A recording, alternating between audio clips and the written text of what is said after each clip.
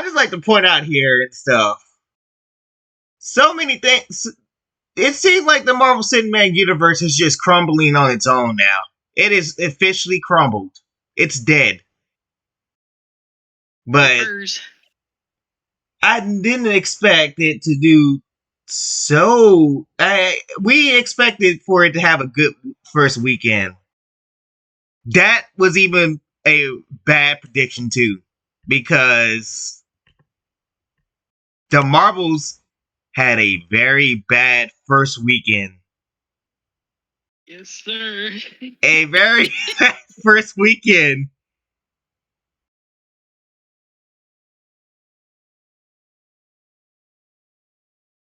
They only picked up, I think it was,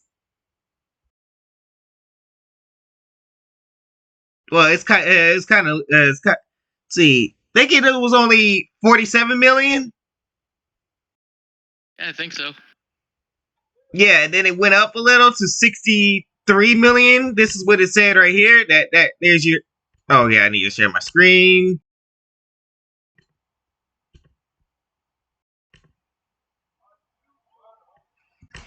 Then it went up to 63 million right here with international box office with 63 million.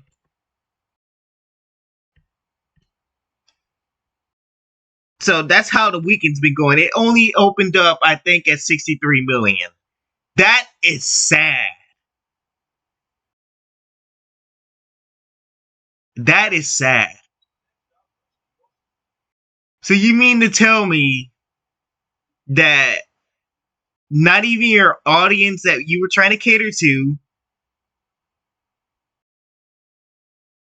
didn't even go see this movie? Is that what I'm getting? Truly, I think so. Not even their most diehard, not even that guy who's seen Captain Marvel 130 times didn't even want to see this movie, and that probably tells you all you need to know. Good lord. Oh, here's the opening day. Yeah, okay, here's the opening day. The opening day was even worse. It was 21.3 million.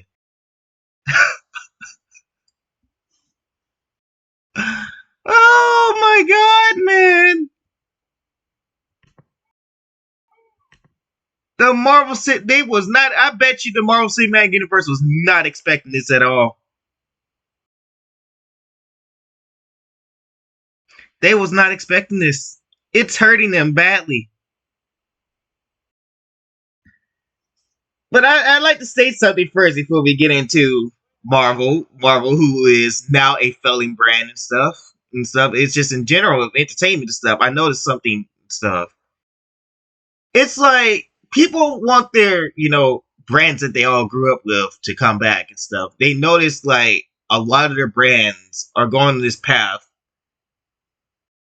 to hell, basically, and stuff. Basically, things that you used to like about this brand and stuff, they're not there no more and stuff.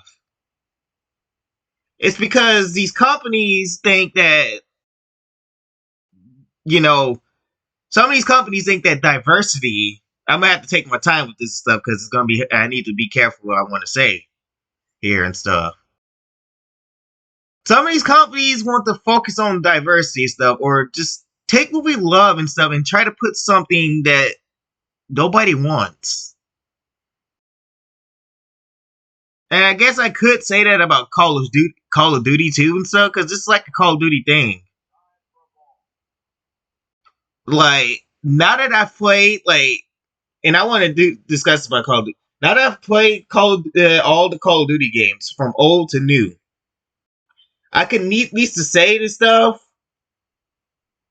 I don't even consider myself like in the Call of Duty realm, like Call of Duty fan realm or something. So I don't even want to be involved in that. I do like the games, like like a lot of the games and stuff. But if you grew up playing Call of Duty from World at War or even further down, or even the original Modern Warfare trilogy or Black Ops trilogy and stuff, you will notice how Activision has just tuned y'all out, basically. Yep.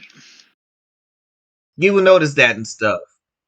All the things that the formula that had Call of Duty on top of this hill, the campaign, the zombies, and all that stuff, is no more. You will never get a original zombies thing and stuff. You will never get original campaign and stuff because they have placed their chips and listened to some people on Twitter that think they know everything. So never in their life played another Call of Duty game. Probably never even played the campaign and stuff. And they want that easy mode and stuff. Yep. They want everything handed to them and stuff. It's like, bro, do you not realize, that Call of Duty, people that grew up with Call of Duty didn't have it this easy and stuff.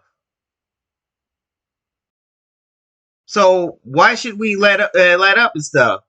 So, the normies and stuff, I think I might as well call myself a normie too. So normies just sit there and eat it up like it's nothing stuff. Like if you're like me, who's played shitty games and all that stuff, you get to the point where you just don't even care no more.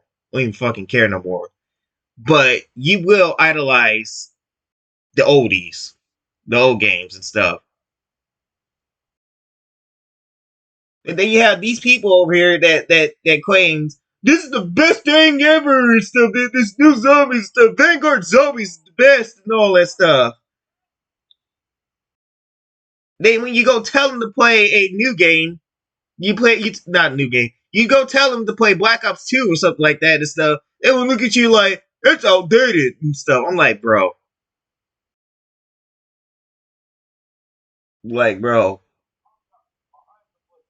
That's the whole fucking point and stuff. People, what the older fans want you to see is what Call of Duty should be today,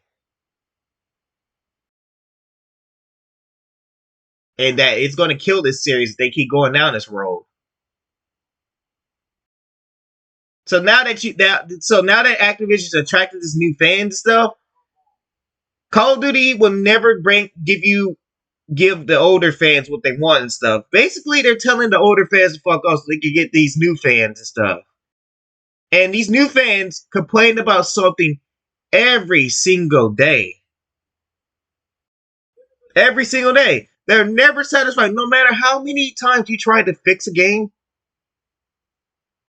that fix the game stuff, they'll complain about that something else and stuff, and then it breaks the whole entire game. Because I noticed that every time when something gets fixed and stuff, something else gets broken. Why? Because somebody else has always got to complain, be so loud and stuff that it hurts the game and stuff. And now this game is all a buggy mess. Yesterday, there was this big giant boss that we were supposed to fight. Get stuck on the roof. Zombies were glitching everywhere and everything. Because that's just Activision just over here thinking that they're doing something right and stuff, and then they break something else.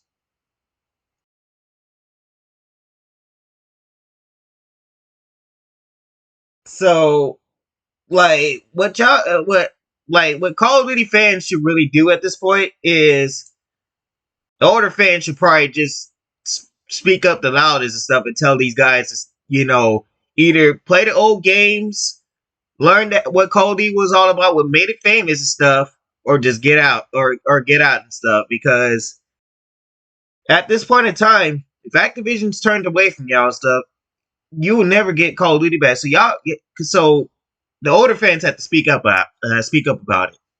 They have to. Only them can save Call of Duty at this point. Because this ain't your typical Marvel and DC situation where Marvel just, regardless of anything, told their fans to fuck off. Obviously. Told their fans to fuck off stuff. Activision they kind of told their fans to fuck off stuff, but at the same time, they brought them back for other things. And so they're trying to stay alive as much as they can and stuff, but it's just not working. So I say for the Call of Duty community, so you just gotta you have to speak for yourselves and speak up and save the franchise, because these newbies that are coming to Call of Duty are going to kill your game because of all the fucking complaints on there. That's in general for anything that's in this situation.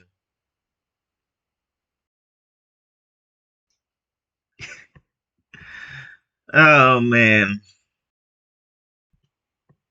But as for Marvel, after the Marvels had a terrible start, as you see, 21.3 million on its opening day, in the lowest in the MCU history. They said they wanted to break records. It's breaking records, all right.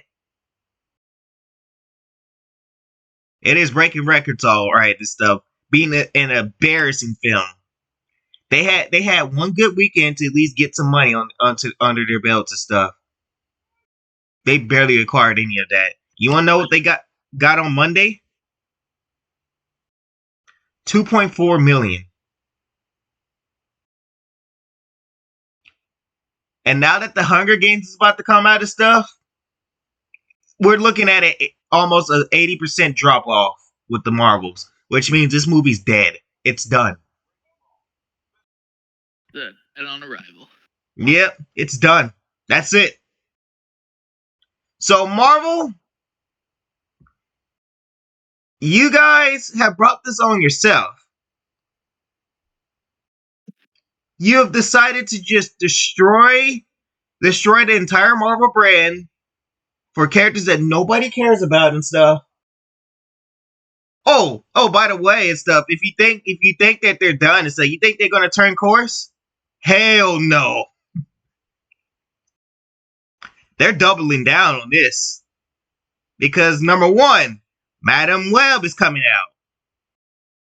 And oh boy, I see that trailer and it is terrible. Yeah, Madam Web is coming out. Number two, the Young Avengers got announced. The Young Avengers got announced. They're doubling down on it and stuff.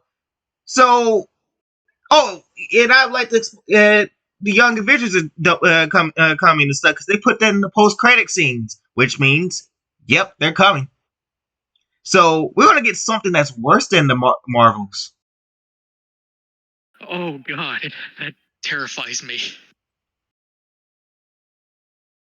The fact is that the first three that they announced was Cassie Lang, Kamala Khan, and Kate Bishop as the first three, and we're just they're just digging a hole for themselves. No, the hole's already been dug and stuff. Now they're being buried. Then number two, Reed Richards is now a Hispanic man.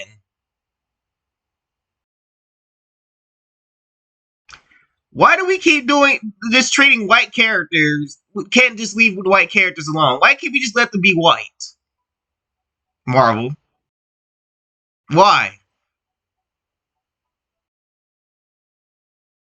It was already bad enough that there was rumors already going around that Fantastic Four was going to be led by Sue Storm, because we got to have we got to have a woman lead everything now in Marvel Cinematic Universe and stuff.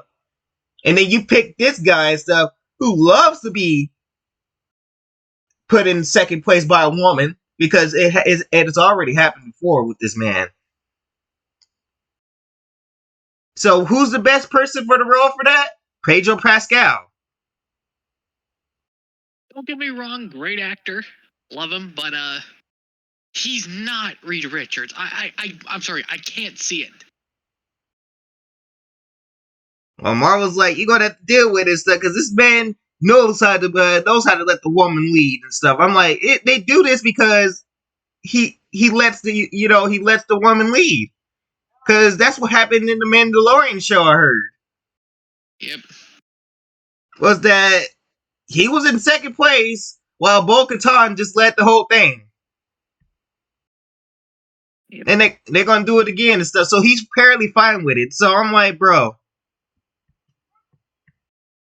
Like, why even bother bringing the Fantastic Four and all this stuff? Why even bother bring you? They wouldn't even. And by the way, I would like to make the statement: now that the Marvels has failed and stuff, they won't even have enough money to pay the original 6 Avengers to save this movie. Yep. They won't. There's just no way. They're going to be expensive because these are original 6. They're the ones that made the Marvel Cinematic Universe what it is. Yep. That's what found it. And now that Marvel's flushed that money down the toilet, they don't have enough. They don't. No, So sir. what you're about to start seeing is CW level Marvel Cinematic Universe now. Let me tell you, that's a pretty low bar. Yeah. I'll be right back. All right.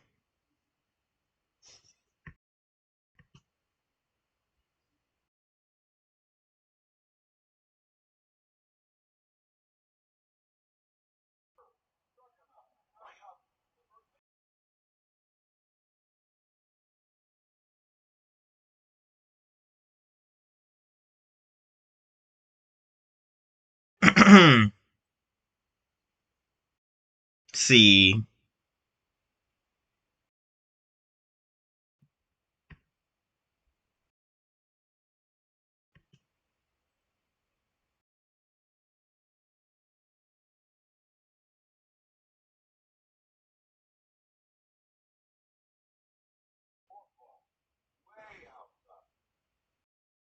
Let's go ahead and set up for this Madam Web trader.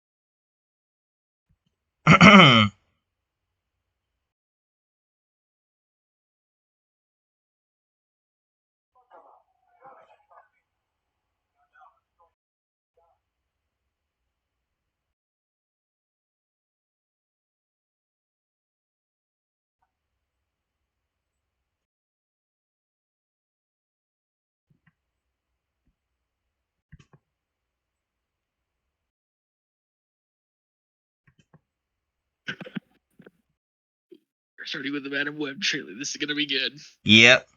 I don't know if Hey, trust Sony's me. gonna come after us for this. I don't think so. Yeah, because Marvel Studios hasn't come up after us for reacting to their trailer. So let's check it out. Oh God, there's music.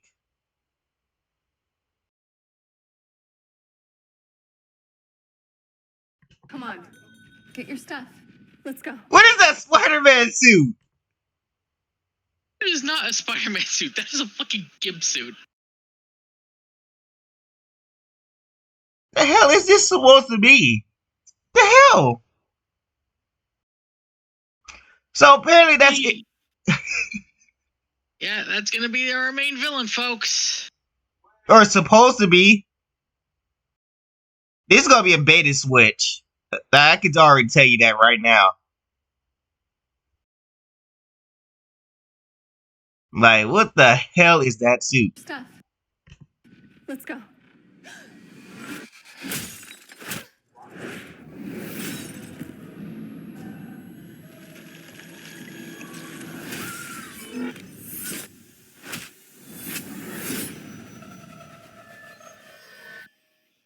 Let's try that again.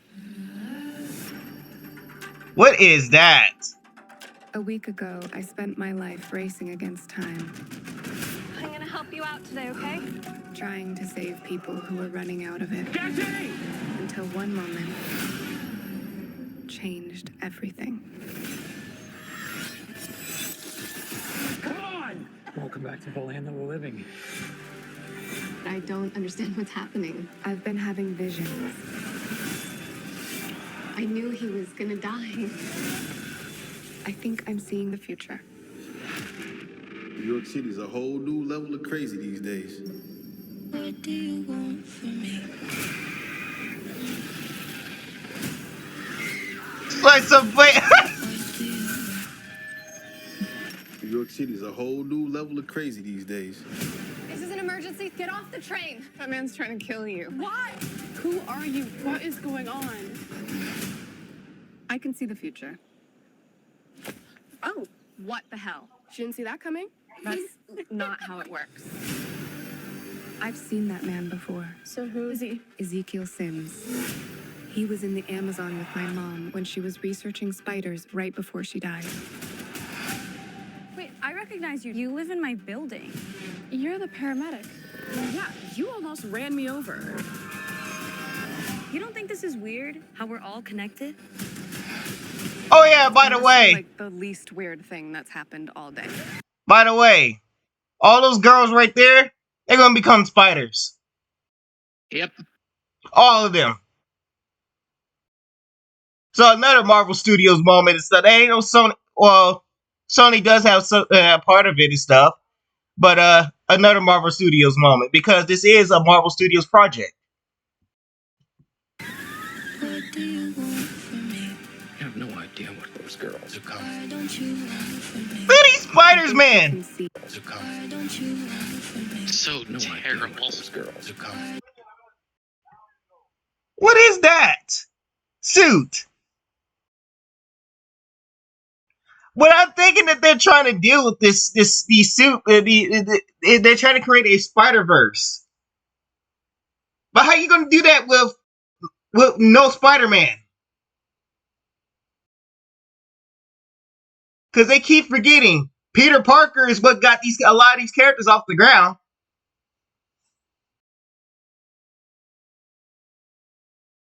Why don't you run from me? I think. Is that supposed to be Jessica Drew? Why don't you run? That is supposed to be Jessica Drew. It looks like it. Oh my god, look at that suit, man. I think he can see into the future. Every single one of those suits was so terrible. Trying to change what I never thought a Spider-Man suit would look bad. Why aren't you scared of me? Why do you care for me? your future was almost so different. Where do we go? If you want to live, you have to trust me. Get ready. Now.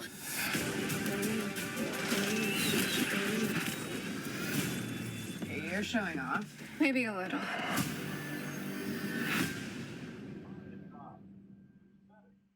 Yeah, yeah. Madam Web. So funny. Wow. That looks like CW trash right there. Coming in theaters in February 2024. Oh my god, man. Can y'all just stop with the showing only the villains of Spider-Man? And doesn't even look like she's a villain. I don't think she is. I think Not she's in just this like one. one of those beings who's connected to all the spider people.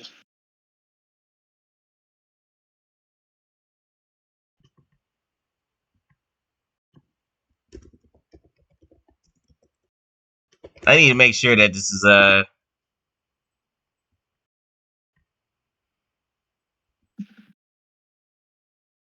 Marvel Entertainment is under Kevin Feige.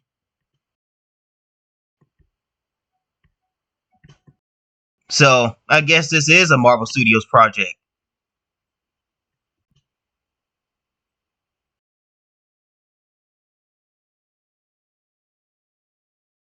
You know, it doesn't say it. Well, then it's just, look at that. Look at that right here. The cast. 3 Spider-Womans. 3 of them.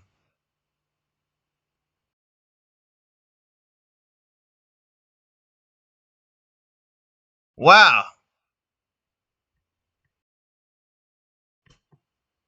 So yeah, there's that. So you're gonna get 3. So hope you're excited for that one. Cause I'm sure as hell not. Oh man. But the Marvels, we are celebrating this one. Is this an article? Read our review. It is an article. Look at this. The MCU's formula has run dry. Indeed it has. See how long this is.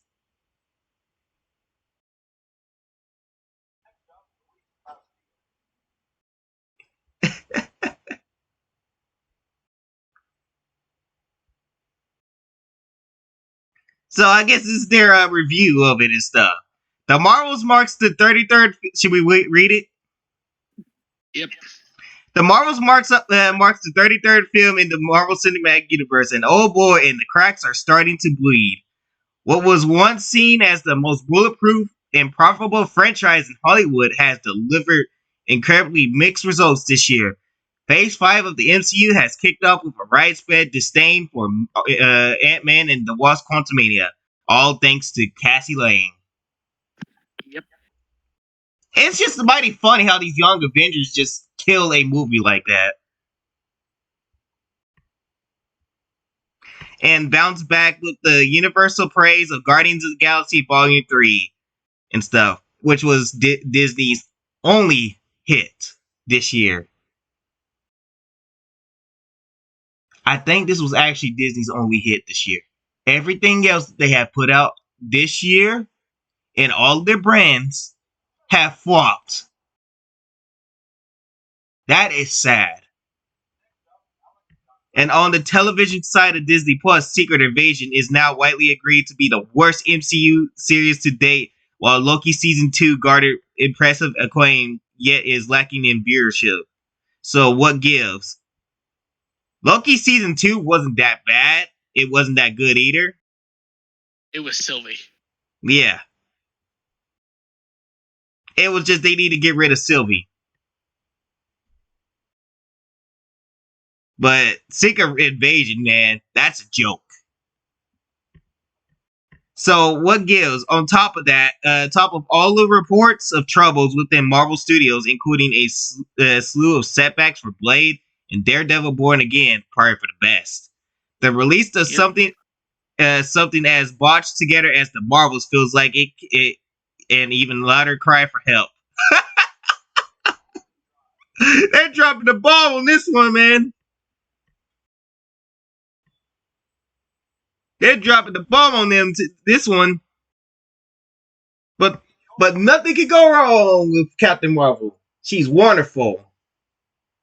Yep, she's a great character. Well, it looks like It hurt me just saying it, even sarcastically. yeah.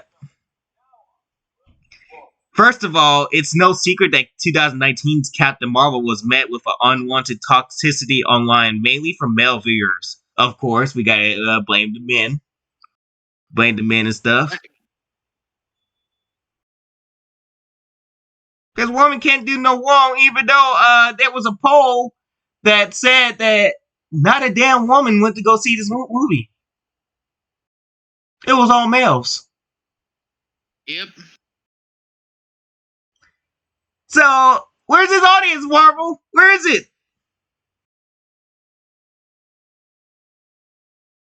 Review bombing before the film's release, even first Rotten Tomatoes to adjust its platform to remove that issue for good. So it's no surprise that the Marvels are already getting already unfairly gathered some similar hate before its premiere. But let this be clear: the actual problems with this movie all stem from the systematic failures at Marvel Studios, not from its cast and crew. It's hard to pinpoint where things began to go wrong for the Marvels. The studio got another promising indie filmmaker and writer director Nia DaCosta, Candyman Little Woods, and returning star Brie Larson. It would now be joined by two new rising superheroes in Kamala Khan. New rising superheroes? New rising superheroes. Really? Because after this movie is done, Kamala Khan is dead. Yep. Man, what she gonna be getting now is what is the left of the carnage that the Marvels did to this movie and stuff. The Marvels is basically Belka. Marvel Studios is basically like Belka. I hate to compare this to a great game and stuff, but it does give me these vibes and stuff. So, Marvel Studios is Belka and stuff. Now, we learned from Belka that before 1995 and stuff, their economy was flourishing. That's Marvel Studios right there. When Phase 4 hit and stuff, their economy began to flourish because they started producing all the shit and stuff. Yep. And then when 1995 hit for Belka and stuff, it got in when the UCL hired mercenaries to basically push back Belka and stuff. It was so bad that it led to Hoffnung, which Osia decided went overboard and just blew up everything. That it led to Belka nuking themselves. Yep. And the nuke from June 6, 1995 is basically the Marvels. Yep. And what happens with the Marvels? You witnessed June 6th, 1995. Yep. So now, here we are. The nuke has went off, and this movie is hurting the brand on all sides. So basically, now Marvel Studios is going to be looking at a 2010 Belka.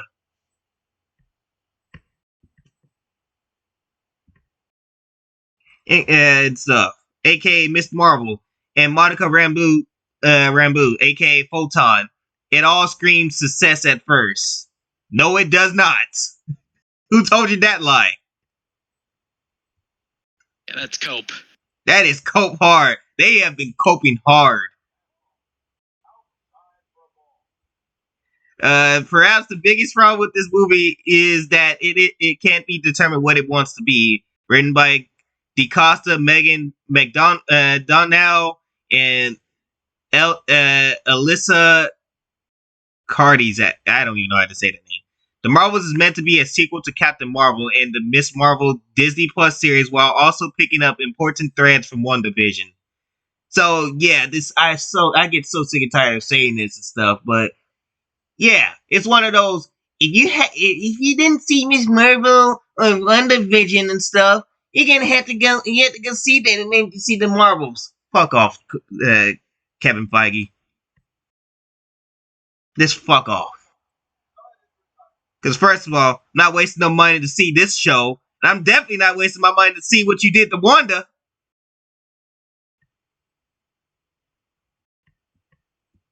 To no surprise, this doesn't work at all. The plot focuses on a conundrum between the three female heroes when they are brought together by chance and accidentally trigger a jump point anomaly that makes them all switch places whenever they use their powers, which are light-based. The three Marvels must learn how to work together to stop the Kree leader Dar-Benn from, or gender swap Dar-Benn from obtaining a identical bingo or quantum band to the one Kamala uses in a twisted plan to restore the dying Kree world of Hala, which Captain Marvel nuked.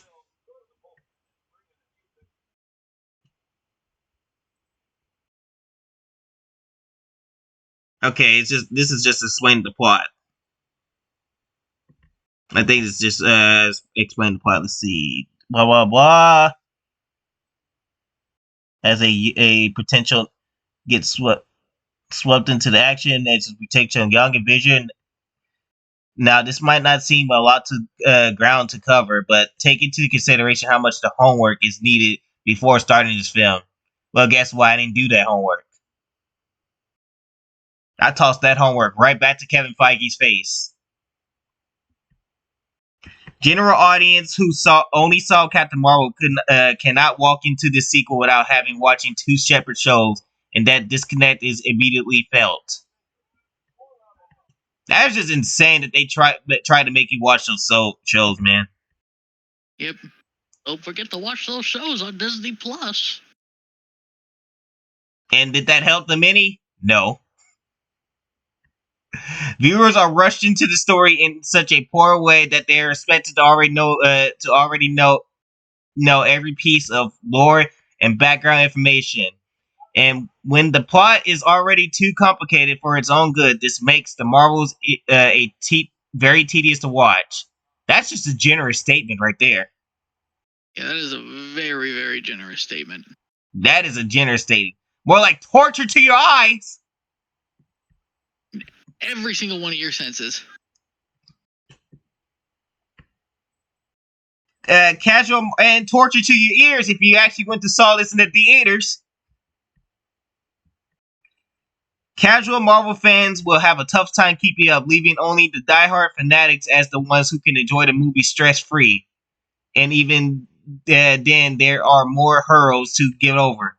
What do you mean the diehard fan? There's no fans! Exactly! I think you made even the wine moms cringe with this one. The wine moms didn't go support the movie like that say they were, like that one girl that we watched off stream. I mean, off video and stuff. That one girl is she over here saying how much she loved the Marvels. I bet you she had to pirate that shit. Yep. I bet you. And I'm sure she was saying it with a pained smile too.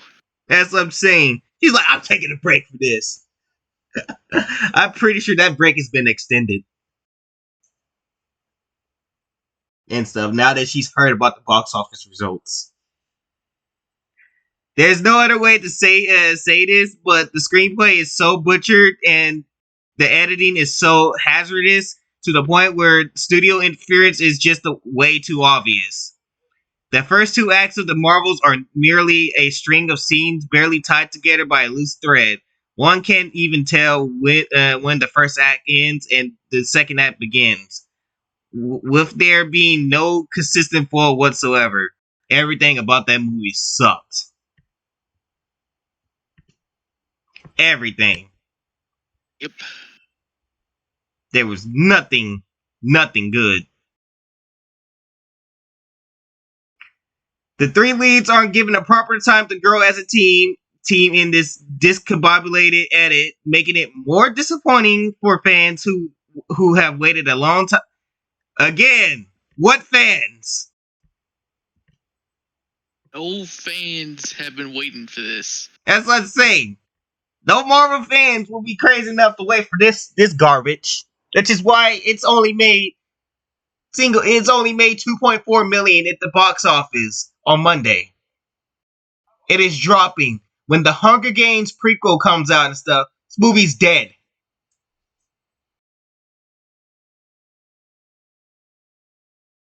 This movie is dead. Who have waited a long time to see this trio on the big screen together. The dynamic between Brie Larson and Teyonah Parris feels especially undercut, given that Carol has known Monica since she was a child in the first movie.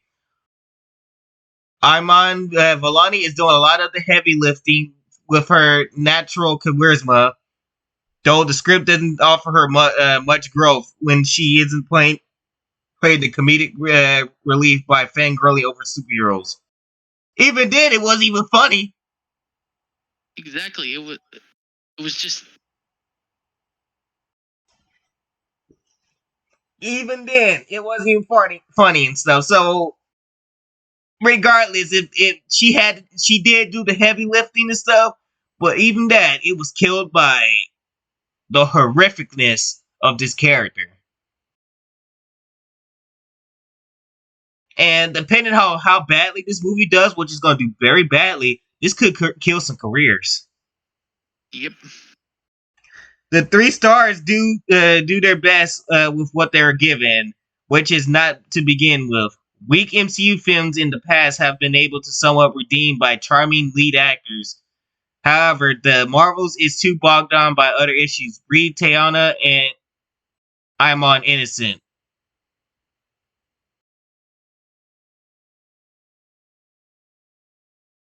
Okay, whatever. I guess bragging to us that they're innocent and stuff. Okay, we didn't say nothing about them. Nobody said anything about them and stuff. Because most of the complaints is going towards Marvel Studios on their incompetency into make a good film or anything. So their incompetency to even push these characters in the first place, and then they end up not knowing what to do with them.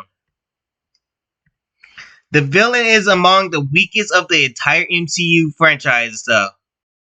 Yes, she was. It's hard to even remember their name throughout the movie because the role is written so by the books. How is this written by the books? What books? What books? They gender swapped Dar-Benn.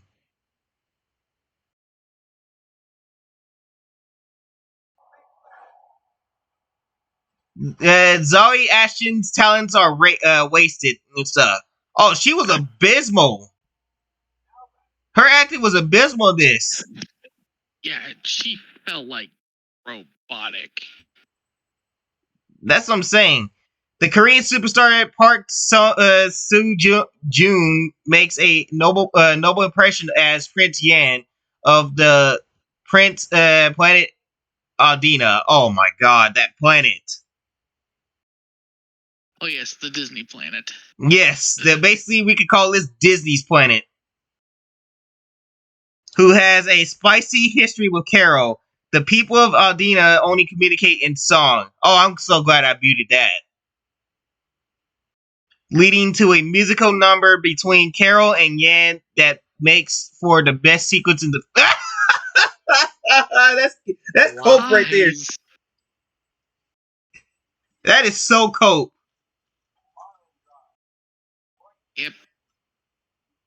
Some real Oppenheimer. You know but I tell you one thing, that planet did go hard and mute. Yes, it did. It went very hard on mute.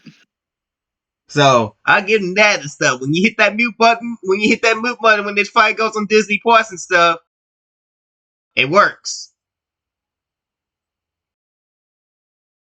So, however, it's quickly undercut by the needed to have another rinse and repeat action scene.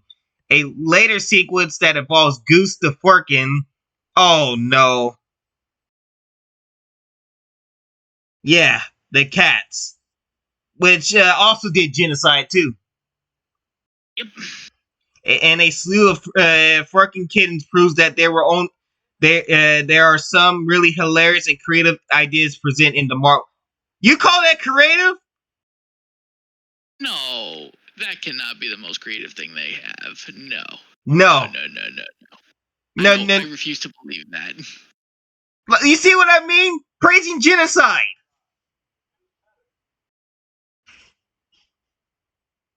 Now, I'm sure some people might cope being like, oh, but they were having a plan. They didn't want nobody to get hurt, so they had the Flerken swallow them all, and then they got carried out. I'm pretty sure some of those people died. I'm pretty sure they did too, but...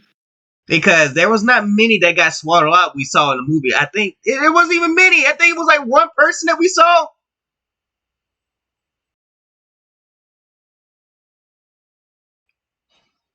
They just don't flow together at all. At best, fans can get a kick at watching these scenes in the best of compilation videos later down the line.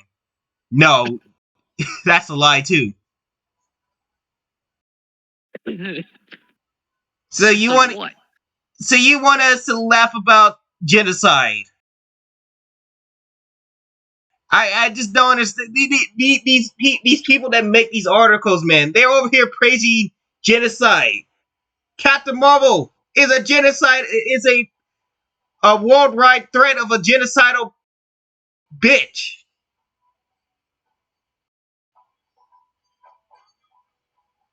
She's killed people.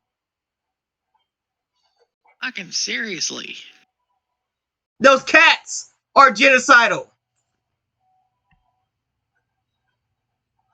But yet, they're all innocent. Like, no repercussions. Oh Oh my god, man. Oh, and the fact is that they keep praising this woman. They keep praising this woman, Captain Marvel and stuff, and she's killed people. It is sad. So Yep. that's how you know they support genocide. Yeah, how about that and stuff? Since you want to call us bigots and all that stuff, well, yeah, we're gonna claim that you support genocide.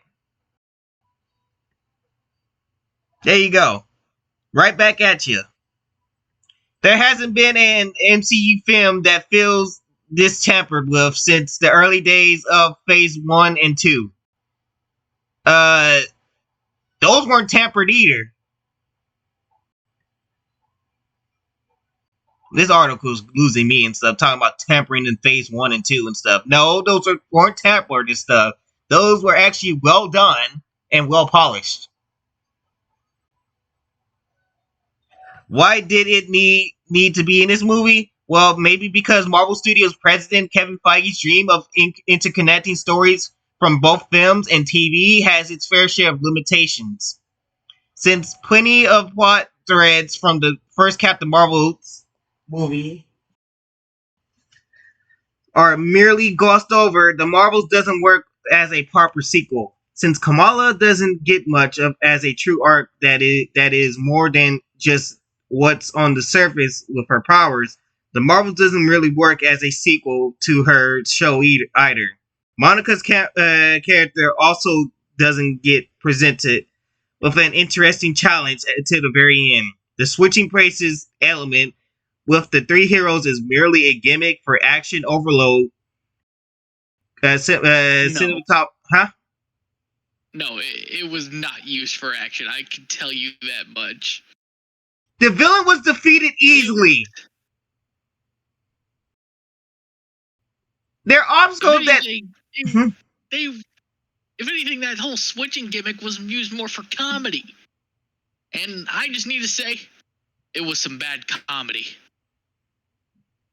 Things that should have been left at was the comedy. Yep.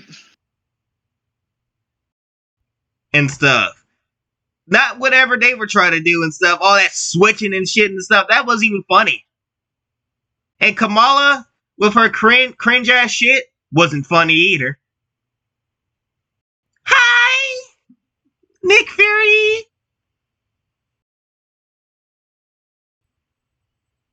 Yeah, that shit, no, that wasn't funny. Why Nick Fury? Yeah, it was not. It was bad. Sound like they got Iman Vellani to have a little orgasm and stuff when she said that. Yep. Like, holy shit, man. Putting in some weird, cinematographer Sean Bobbitt putting in some weird work. Oh, really now? That's real work? Man, I hate to see when he tried to do the actual action scenes. Wait, we saw it. It was trash. Rather than being dramatically relevant too. Good lord, man. This article is losing me too. The obvious turmoil running from the top to bottom of Marvel Studios right now, and it's going to take a lot more than a cuteness overload with CGI cats to make these projects watchable. At this moment, things aren't looking good for the future of Marvel films. Yet there could be still time for Kevin Feige and his team to apply any lessons learned. Will that actually happen, though? After all the continuous disappointments of Phase 5? Who knows? But after sitting through the credits of the Marvels, I can say with certainty that any changes will come far later down the road, as things might be just looking to get bleaker in the immediate future. No! Nothing's going to change and stuff. Matter of fact, they're doubling down on Young Avengers and stuff. Going along with the X-Men and stuff. And then Fantastic Four. Yep. It's about to get ruined and stuff. There is no changes and stuff. Them bringing in Kate Bishop along with Cassie Lane, aka the second annoying bitch. It's gonna make me want to just rip my balls off and feed them to myself. That's how bad it is. It literally feels like it's. Oh God, I don't even want to imagine how those two are going to be when they're on screen together. Young Avengers, man. It is. It's gonna be CW levels of bad. That's all I gotta say. We hit to the low standard stuff. Marvel Studios is now the lowest you can go now. But then there's something that you never want to reach, and that's CW level stuff. And now that their money's dried up so badly, we're now going to hit the CW levels. The Marvels was the beginning of the CW.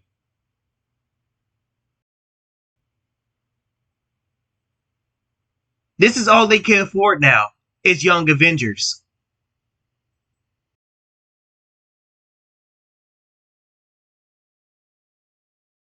So, keep on going, Marvel! Keep on going, because it looks like Avengers Secret Wars might be canceled. Yep.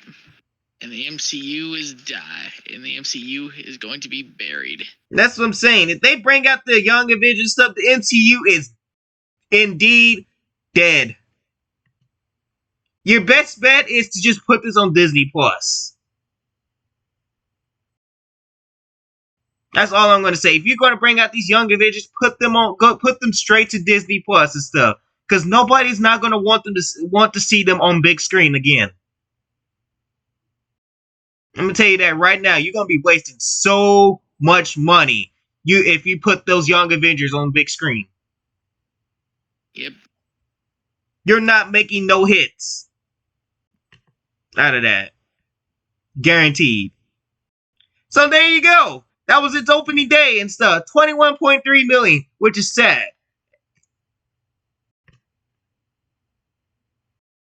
And Marvel tried to bring up another lie, saying that,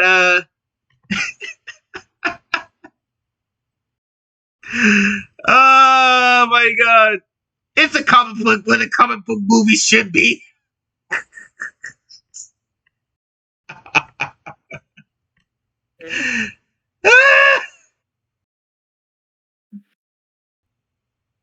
No, it's not.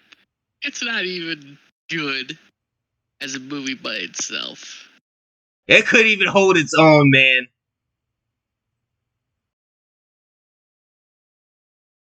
These characters couldn't even hold his own. Captain Marvel couldn't even hold his own. We know the truth now about Captain Marvel. That it was a failed character. Yep. It's a failed character. They were better off keeping Carol Danvers as Miss Marvel, and they would have had a success. But no. No. We're going to push her to the maximum.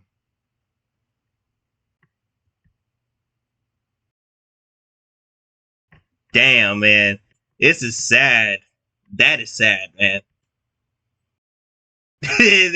T-Boat. Yeah, basically everybody's T-posing on the Marvels.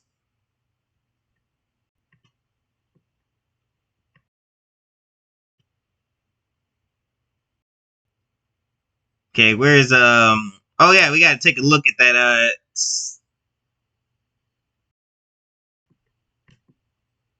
So November 12th, this was released on November 12th and stuff, where the Marvels flops it. I might have to pull that article up, am I? Yeah, I think so. Yep, I might as well.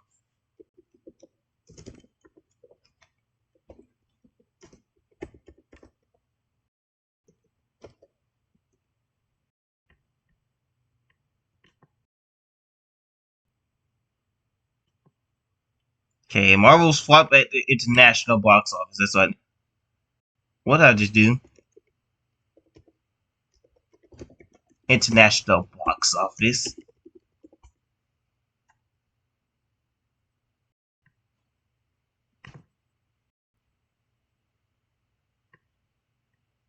$47 million at the domestic box office. So for the domestic box office, they only brought in $47 million. That's the last thing we heard on it and stuff. But for the international box office, only $63 million. That's gotta hurt badly on them. Oof.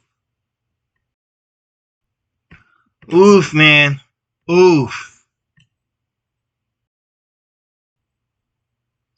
They are hurting. This is gonna hurt them in the long run. So let's take a look at this. This is the biggest celebration we can ever have. Yeah, Marvel, you thought you could stick it to us. Like, you thought these three could never do no wrong and stuff. We're gonna have the female Avengers now and stuff. We're gonna build up for these young Avengers stuff by using Kamala Khan to be the new Nick Fury, and we're about to have some success. What the hell happened here, Marvel? What happened? What happened? You can't explain this, can you?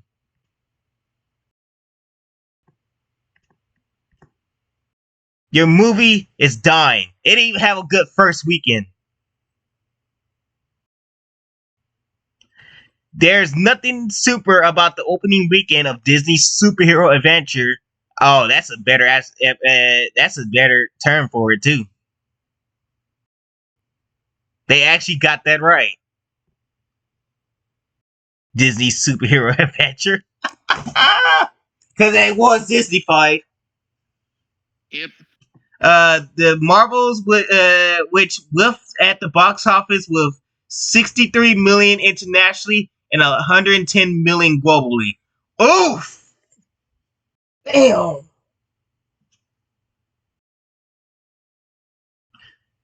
You know they gotta be hurting. You know they gotta be hurting. These figures are far behind the expectations heading into the weekend. Disney hoped for 140 million or more. Well, I'm sorry, Disney, that ain't happening. That ain't fucking happening. You're lucky to make that in the entire theatrical run. It might not even get to that. What I'm saying, man, it is not going to do it. In fact, they're probably going to end its theatrical run early just to try and save a bit of face. That's what I'm saying. This thing is going to hit Disney Plus more quicker than the speed of light.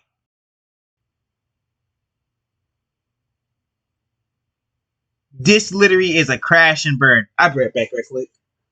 Alrighty. Hold on.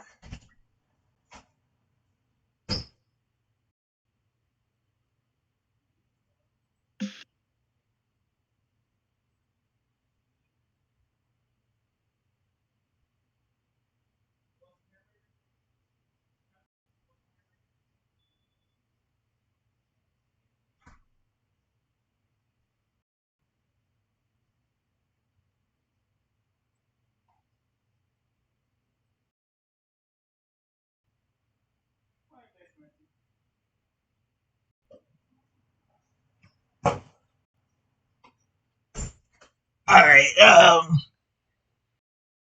so where was I? These figures are far behind the expectation. Oh, never mind, I already read that. Even that wouldn't have been a great for the 220 million budget tentpole. Wait a minute, wasn't it 274.8 million? Yeah, I'm pretty sure it was. Unless they got why are you lying? That's what I'm saying. Unless they got some type of relief plan and stuff. That can always happen, though. But I'm pretty sure. But until I get some confirmation that that is true, that is a damn lie. Yep. Because Not gonna believe it. yeah, we can't. They wouldn't have a budget that short of that and stuff. They had to go through tons of reshoots and stuff. That budget could be even more than 274.8 million.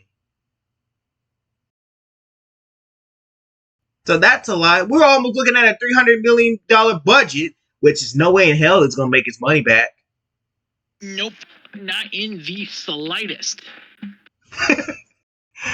And ranked as one of the worst worldwide debuts in the history of the Marvel Cinematic Universe. Oof! Oof! I'm pretty sure Kevin Feige's feeling in his stomach, man. Yep.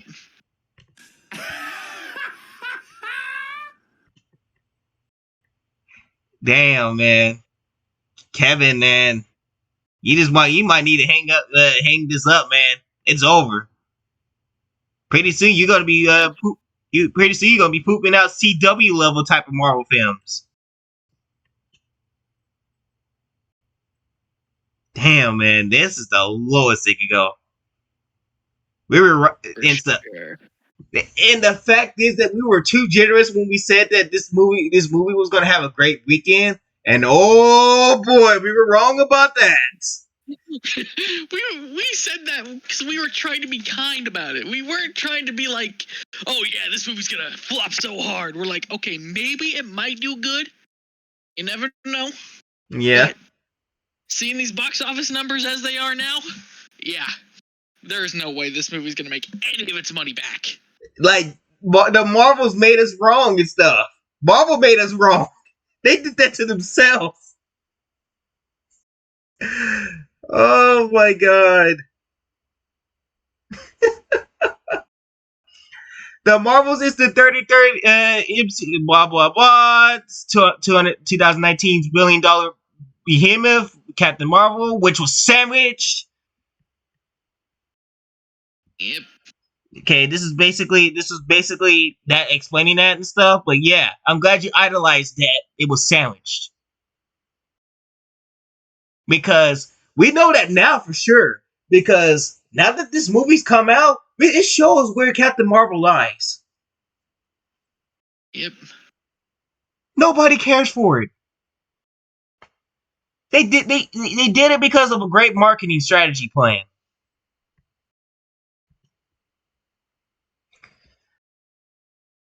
But there are other reasons behind the brutal drop in the ticket sales. Captain Marvel came at a time when the MCU, an unrivaled franchise that has delivered $30 billion globally across 15 years, could do no wrong at the box office.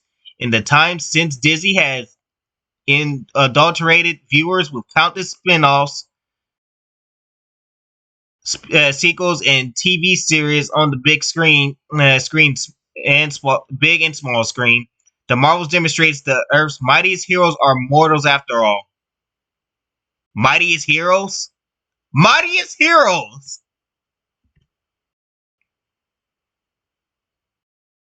More like the mightiest war criminal. Yep. Like I said, this movie I'm no longer convinced Captain Marvel's a hero. She is a full villain. Okay? This is it's gone. She's no longer a hero. So I don't care what Captain Marvel fans come after us and say, but I'm sticking by the word. She is a villain. She's a genocidal maniac. Yeah. Because, like I said, if it was Black Widow or anybody and stuff, they would have been tried for their war crimes and stuff. But Carol Danvers, perfect. The perfect little angel that everybody wanted. So, congratulations. So you expect me to give any sympathy to Carol Danvers? I ain't doing it. I don't give sympathy to war criminals. Genocidal criminals at that. The notion of having connected universes and characters traveling between the big and small screen has created some disinterest by audience, says senior ComScore analyst Paul. Damn, what a fucking name. Dergard Bedin. Nice name there.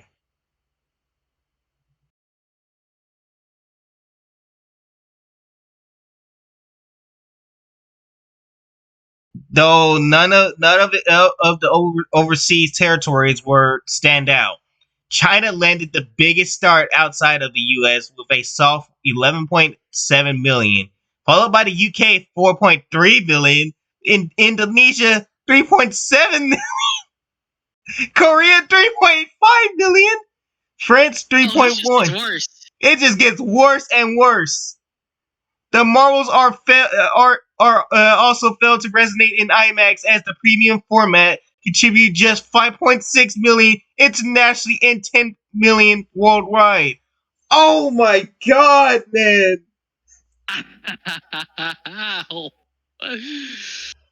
Oh, Kevin Feige's Kev- account must be hurting right now, man. Oh my god. He ain't getting paid this time by Disney.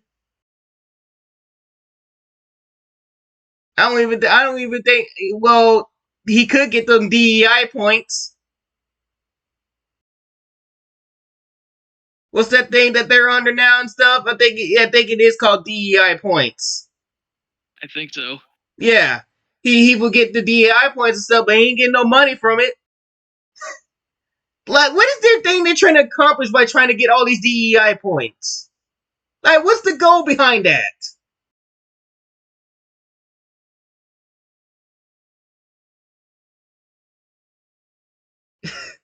Just, it's better to have money. What happened to, I want to earn money, I want to earn so much money and stuff, and I want to make myself rich?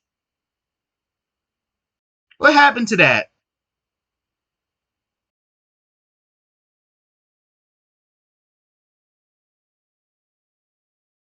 I guess that's thrown out the window too, isn't it?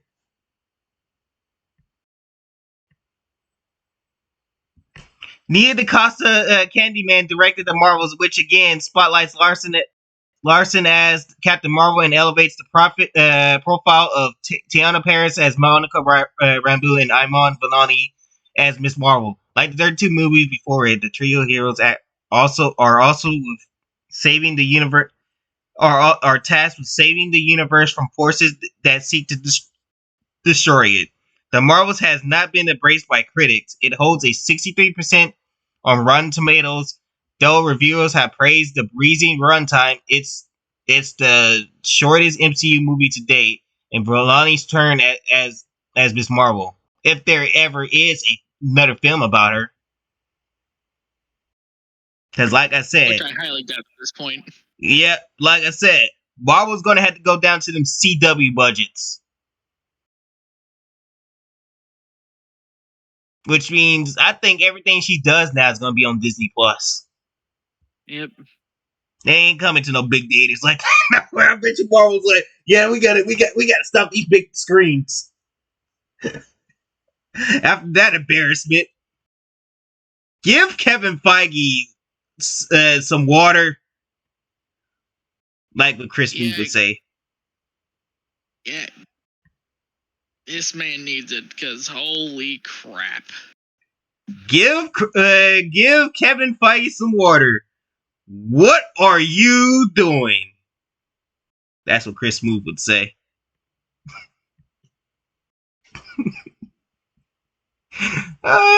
Snap. With future movies, Disney CEO Bob Iger has recently promised a return to That's a fucking lie. Oh, That's a goddamn lie. Oh, I am sure. This right here is bullshit.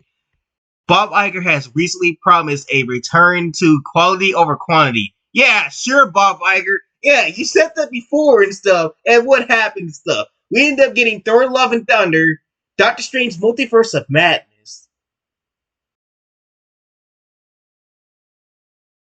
and the Eternals. You think I'm gonna believe that after what we just saw?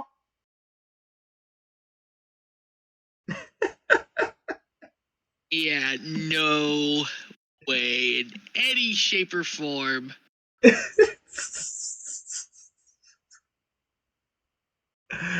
Also, they got I think they got 4 Disney Plus shows releasing next year. We're only getting 1 Marvel movie, which might actually be good if they play their cards right. So, but the question is, will that 1 movie give Marvel back their money? Hell no. Not in the slightest. Deadpool 3 might do as well. Deadpool 3 can do as well as it wants to and stuff, which it will probably do well. But the fact is, the matter is that the Marvels hurt them so badly that they lost more money then they can earn it back. And then after Deadpool 3, so they're going to go right back to losing their money. Because what we hear for the future of the MCU and stuff doesn't sound too good. Nope, the future looks bleak. We got the Young Avengers coming. We got Fantastic Four, which Reed Richards is going to be sidelined. And Sue Storm going to be that. Yeah, that's definitely going to do well. So you calling that quality, Bob Iger? That's quality to you? The only quality you having is Deadpool 3. They're gonna claim this as some kind of watch. They're gonna claim this as some kind of victory. So it's like the MCU's back, baby. Watch how much you want to bet. They're gonna probably claim that it's a victory and stuff, and that the MCU came back. So it's not coming back from this shit. This is just one fucking movie. It needs 4. It's probably gonna need more than 4 movies to come back from this catastrophe. And that's not happening. After decades of unwavering fan loyalty, the superhero genre series seems to be at crossroads, and a reassessment of what will drive the audience to multiplex is in order. Paul adds. Marvel is a massive brand that remains appealing to audience around the world. That's a lie, too. Wait, how many times they gotta lie? How many times you gotta lie about this, man? Marvel ain't reaching to nobody no more. Oh, sir. It is over. They have told us time and time again to fuck off. And we did. Now they're paying for it. And now they're about to hit CW levels and stuff. It's so what is this? What is this? Oh yeah, it's garnering fans around the world. Yeah, what you've left out was garnering fans around the world. Was.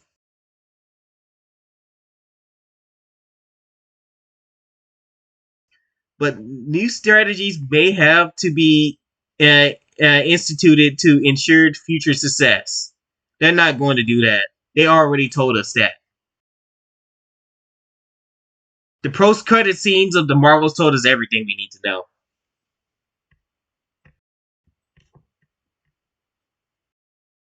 And we're going to be all in for it and stuff. They might have some sort of success with Echo, though, and so, because that did look like a good trailer and stuff. But if the director said that exactly what she said was true, that's going to flop, too. What a joke, man. This is a joke.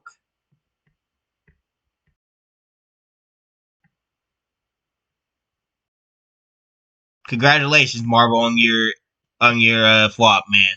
It has to be some kind of achievement, man.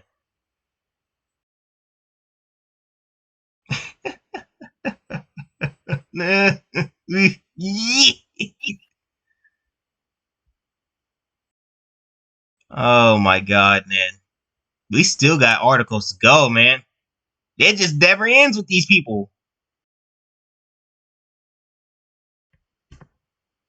Because now, Nia DaCosta, I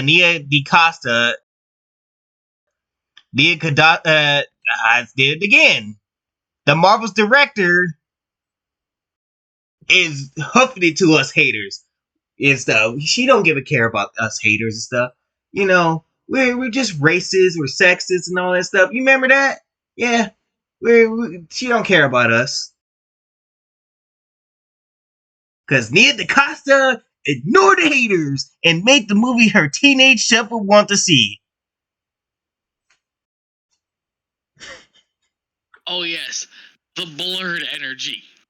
The blurred girl. What does that even mean? This is... And luckily I am black, so I can translate this and stuff. That means black girl nerd energy and stuff. I've never heard anybody here where I live say that and stuff. But I can honestly read my own people's language stuff. That's from the ghetto. That's a ghetto word. So whatever in the name of ghetto-ness that she got this from, it's pretty sad.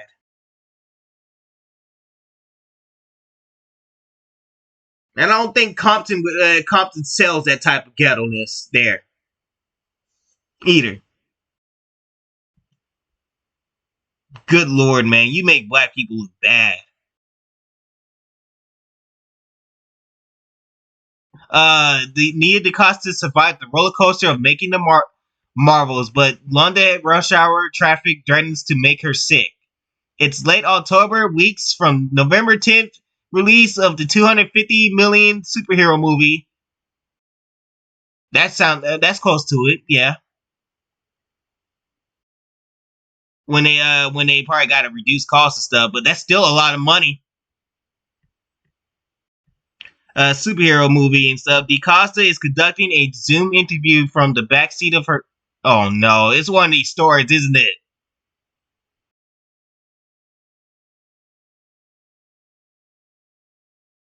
It is one of these stories. The setting. Oh my god. I'm gonna have to just skim through this and stuff. I don't want to read this little storytelling of this article.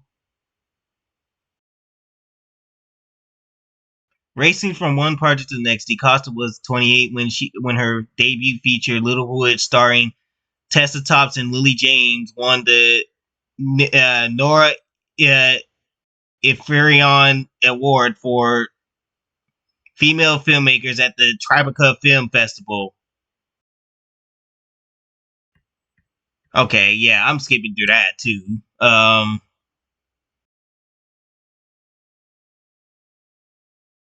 Kamala Harris tweeted about it before it was officially announced, and I couldn't respond.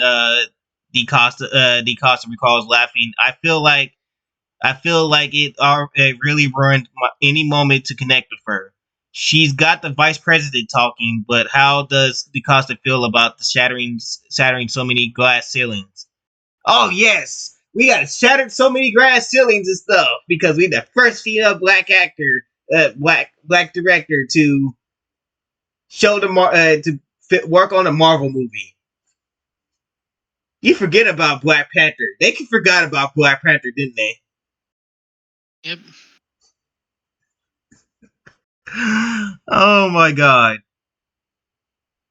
Most people seeing the movie aren't going to know or care about that, she says. For other young black women who want to be filmmakers, I think it's important to be an example. Oh yeah, I'm sure people will want to follow your way. Yep, I'm sure you inspire many young black girls in the ghetto. Yep. The Marvel centers are on the three. Well, yeah. Let's see, this is important. Because I had to skim through this and stuff, because a lot of this is just bullshit. Also picks up their eggs from Disney. Okay, that's already been said. The all-female team up movie makes good on the promises of Avengers promise of Avengers Endgame.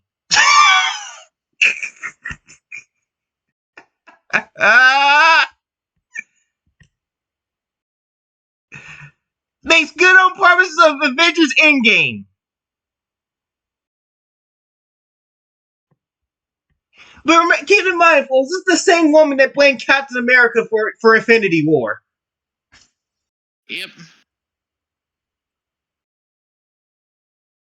Yeah, we're just gonna ignore the fact is that that she directed a movie that created a mass genocidal so-called hero and stuff. But we're gonna blame Captain America for Infinity War. Makes a lot of sense, doesn't it?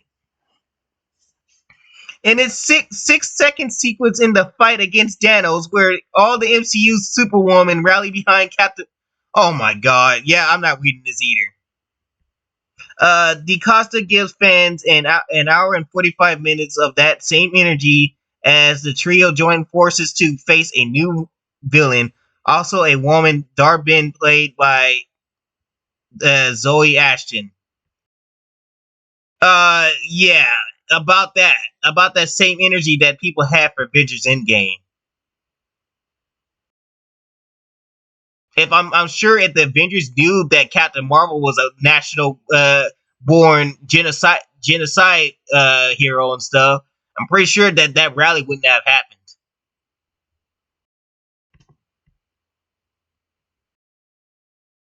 And they did their best all these years to hit that so well too. That Captain Marvel did a planetary genocide. DeCosta's pitch was punctuated by a few big ideas. First, she wanted to make a movie that was fun, funny, and full of heart, which none of that is even achieved here. What I like, Nope. Not a single thing was achieved. Yeah, what I like about Marvel films is that they have a constant energy. Really now? I didn't feel that energy going into this film. I felt that energy for Guardians of the Galaxy 3. Yep. She says, but they can feel really different depending on what the vibe is and who the filmmaker is. How long is this article, man? Oh my god. He just goes on and on. What the? Jesus. Oh, they've got some important things and stuff, but we're just gonna skim through some of this and stuff. If it's bullshit, I'm not reading it.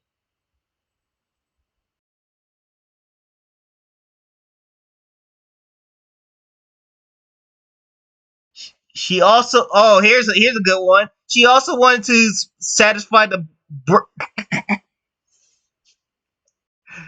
Oh my god, black nerd in her who grown up absorbed in comic book culture. The Brooklyn-born filmmaker, Brooklyn. That explains it all. That's all I need to know. So, Ghetto from Brooklyn. Yep. That's all I need to know.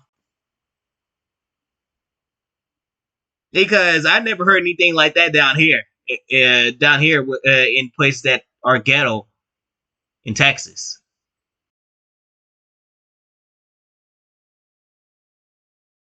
And this here is something else, man. Brooklyn must be on some fuck shit, man. Especially keen to tell Kamala's story because she was a huge fan of Miss Marvel comics, which debuted when she was in her teens. Usually, I like this person because I see myself, a tri-state area nerd who loves superhero and comic stuff and writes fan fiction. Yeah, that's definitely what it seemed like what it was. Fan fiction. DeCosta says, but she's a great street level hero and heritage.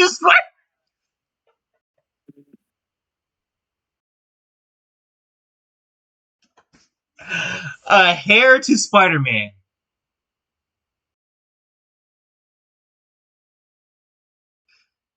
Bro, Yeah. she is. Who? This woman is peak delusion.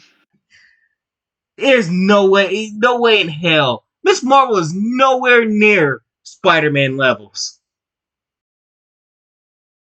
She will never be Peter Parker.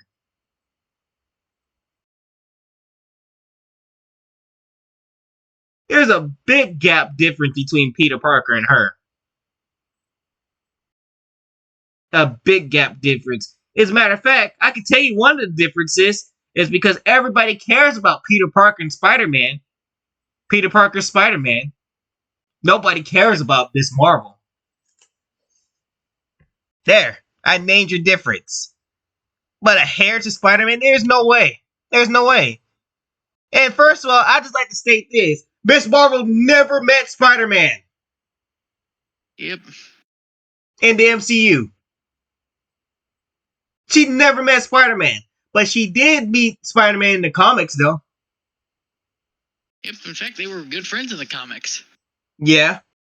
But in the MCU, none of that is explained anywhere. So your argument about it being a hair to Spider-Man in the MCU is a damn lie because Spider-Man has never even met Kamala Khan. And Kamala Khan has never met Peter Parker. Yep.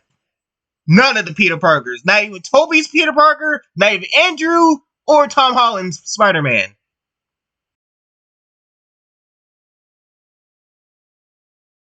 The director was also intrigued by the complicated dynamics between the characters who are physically entangled due to their light-based superpowers, but also have a emotional ties which grounds the high-flying flying film. Really? Emotional ties. What emotion was there to be shown?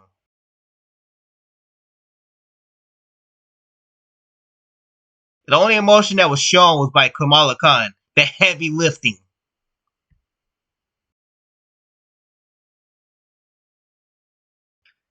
Oh my god. These three women are basically like sisters. Carol's the oldest, Kamala's the youngest, and Monica's in the middle, she notes. Monica is wrestling with the grief of losing her mother, Monica, and feeling like Carol abandoned them, while Kamala must learn that her idol is just another person.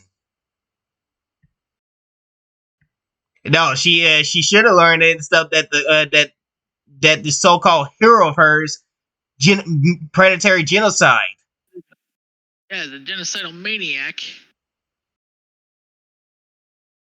who again is no different than Frieza, who's literally killed millions of people. If I was Kamala Khan, I would be ripping the posters of Captain Marvel off my walls. Yep. Cause that ain't no damn hero. Carol's journey is about learning that the fate of the world doesn't rest wholly on her shoulders. Because Carol has been on her own for so long, it was important to show what it is actually like for this woman to live a life where she thinks she's the only thing holding everything together.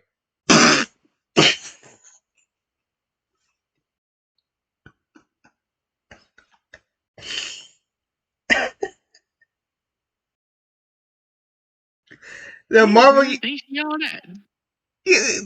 Universe really is looking up to this woman.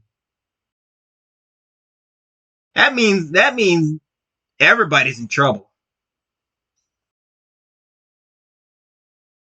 If this is what we have to rely on, if that's what Marvel has to rely on is Carol Danvers and stuff, then the Marvel Universe is screwed, isn't it?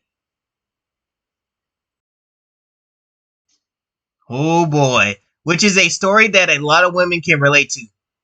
Okay, then where was the women at? Exactly. Where were they at? They certainly wasn't in the theaters because the polls say that men were there.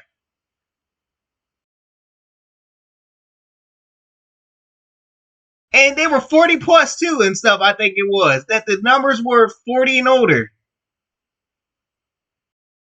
So, where's the women? The women could relate to? And there was no women that showed up to watch this movie? Oh yeah, except for the ones that pirated the movie and stuff, like that woman that we saw. The woman that called us everything in the book and gotten so butthurt. Oh, by the way, did you make that meme of her too? I completely forgot all about it. Shit. I'll work on it later. Okay. Isn't that a lot of directing? Directing is incredibly lonely, DaCosta admits, recalling that she'd once heard Mira Laird say the same thing, but didn't understand the sentiment until she had a few projects under her belt. This is over here. This is really victim card, isn't it? Yep. But when she first signed on at Marvel, longtime executive Victoria Alonso, oh, thank God she's gone. Yep. Called to let her know that she wasn't going to shoulder the big budget burden alone. She was like, "This is going to be like the hardest thing you ever done. It's also going to be the most fulfilling. We've got your back." I'm sure they got your back because if she did, the Marvels would have been a mess like it was. Yep. While DaCosta found the Marvel team to be incredibly supportive, working with... Oh my god, man.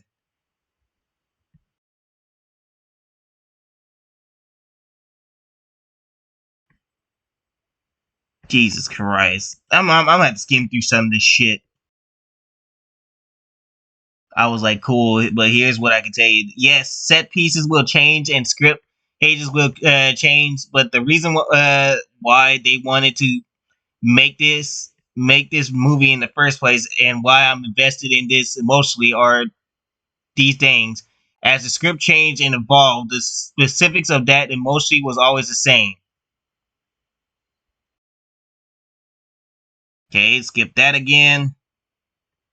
I'm skipping that. I'm just going through this. I don't want to hear this shit. I don't want to hear all this shit.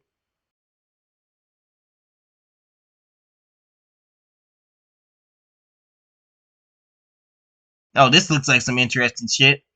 She particularly relished watching Kevin Feige come up with ideas using a scene she shot for the Marvels as a tag to Miss Marvel. That's the kind of stuff she geeked out over. I wanted to so much more of his time. I was like, can we please be best friends? Here's all my ideas. I pitched him so many movies over sushi, she added, laughing. He's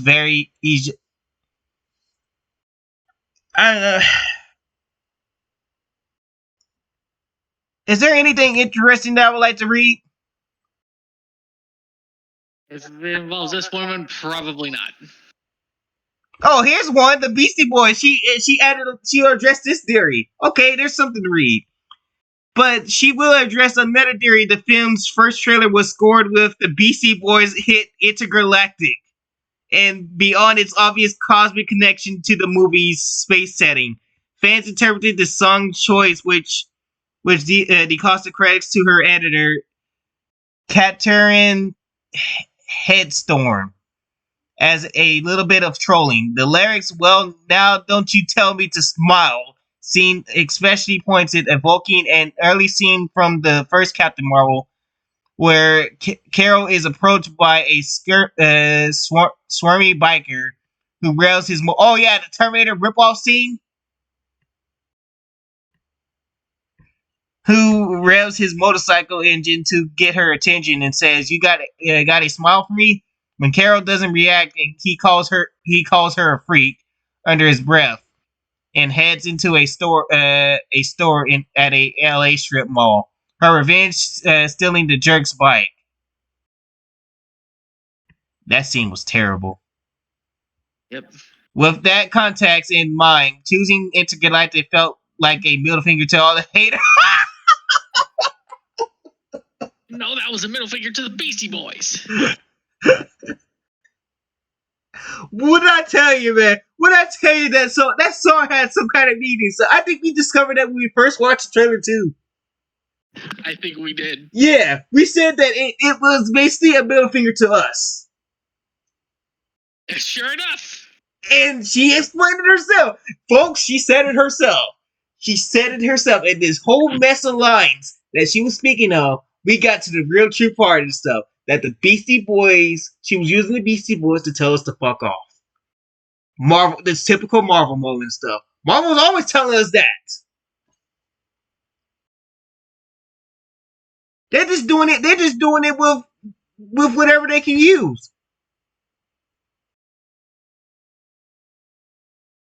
What a joke. All the haters of the Captain Marvel franchises, of which there are alarmingly many, but for DaCosta, it wasn't that deep. It's going to be deep and stuff, because now you made it worse for yourself. You told us that it's a middle finger, so you just gave us the middle finger. Wow. Wow, DaCosta, you really impressed me. Then you wonder why your movie's gonna fail. You wonder why. That's exactly what I wanted you to interpret this up. That Intergalactic song was the middle finger. You fell right into my trap. Congratulations, Nia DaCosta.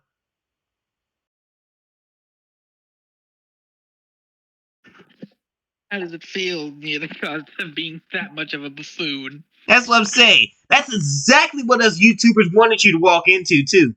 All the YouTubers that you call trolls and all that stuff, we wanted you to walk that so you can just prove our point that Marvel's literally just giving us the middle finger at this point. And you proved it beneath the cost. You done exposed Marvel again, single-handedly.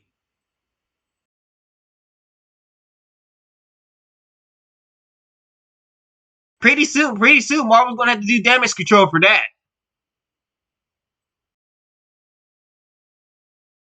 That's the first time I've realized that those lines are in the song. She says, responding to what I thought was an obvious question, I cannot say that this was on purpose on my part. Sorry to be disappointing. No, it was on purpose. You meant to do that. It was on purpose. Yeah. Don't even try and save some face now. That's what I'm saying. You see, she tried to play victim card. She's trying to walk away from this like she didn't do anything wrong. It says like, yeah, I'm sorry. Yeah, I didn't do it. I didn't do it. It's No, you did. You knew exactly what you were doing. You knew exactly what you were doing and stuff, and you did it. Now YouTubers are calling you out for it. You can't walk away from this one. Of course, there's the slight chance DaCosta is playing politics instead of further enraging a practically dark corner of the internet. Like other IP-based movies that star women and people of color, the impending release of 2019's Captain Marvel met with such mulligans that Rotten Tomatoes changed its policy to bar audience reviews on unreleased titles. In 2022, Ms. Marvel faced the same level of internet hate, and now any post about the Marvels is flooded with comments criticizing Disney for going woke and rooting for the film to fall. Who is saying that? Seriously, who is saying this? This is what I'm saying. This woman is over here playing victim card and using identity politics with it.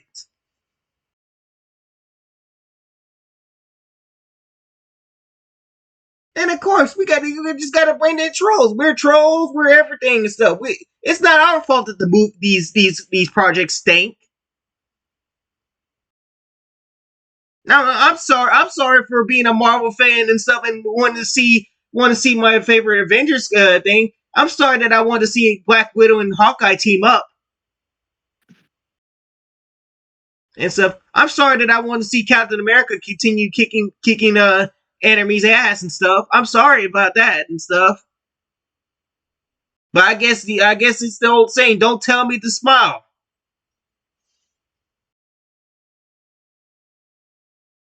Using the Beastie Boys to give them. Much like how you always try to. You always think we try to tell you to smile. We're not going to go see your movie then.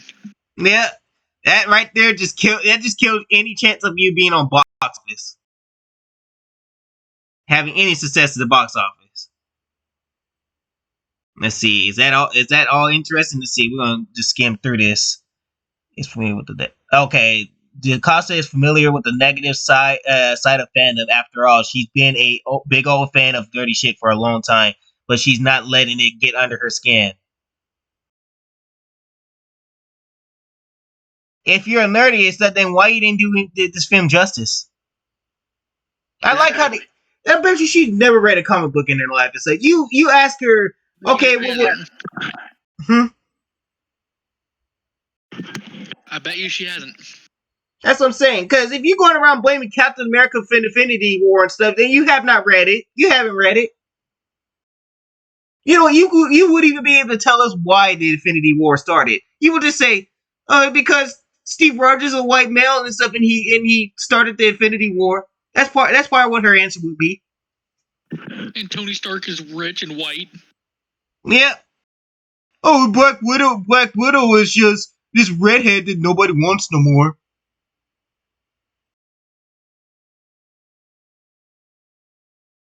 Jeez. Oh, here's a good one. I see this already. It just there are pockets where you go because you're like, I'm a super fan and I want to exist in the space of of just adoration, which includes civilized critique, she explained. Then there are pockets that are really I don't know how to say that word. And violent and racist and sexist and homophobic and all those awful things. And I choose the side of the light. That's the part of the fandom I'm most attracted to. There we go. She done threw that at us too. The sexist, the racist, the homophobic turns. That is hilarious.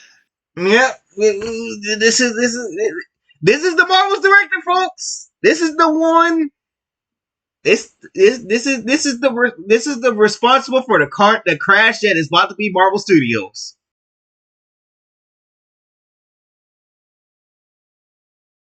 Wow. So not only she gave us the middle finger with the intergalactic thing stuff, but she also in the process identity politics, sexism, racism, and homophobia. I think we hit all the levels of everything that you need to be called because you don't like a film. I think we hit them all, right? Did we miss anything?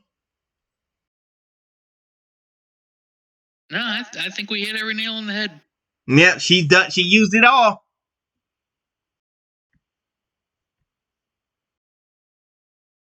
So let's see. Anything interesting? Nope. So there you go. Victim card, identity politics, and then we have to call it the true Marvel fans sexist, racist, and homophobic. Homophobic in the process stuff. That's all ground for a failure of a movie. Yep. So good job, Nia DaCosta. I really hope you're proud of yourself for sticking to us with that song. Because I saw it coming from a mile away. I was just waiting for you to confirm it. I was just waiting for you to confirm that shit. And you did. And we were right.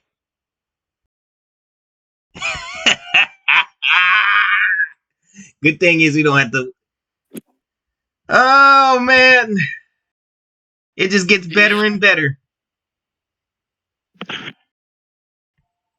The Marvel's director responds to.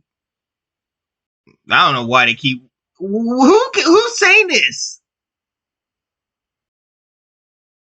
They keep thinking that people are calling it woke or some shit.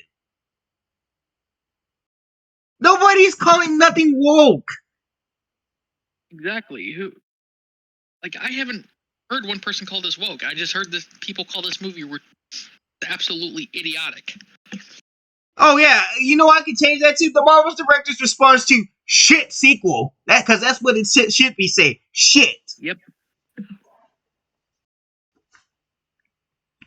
Shit in all capital letters. Literally just a brown avalanche of shit. That's what I'm saying. Because that's the backlash that it's facing right now. Is that it's shit. The Marvel's director Nia DaCosta is it the same? I wonder if it's the same. No, it's actually. Yeah, it is the same.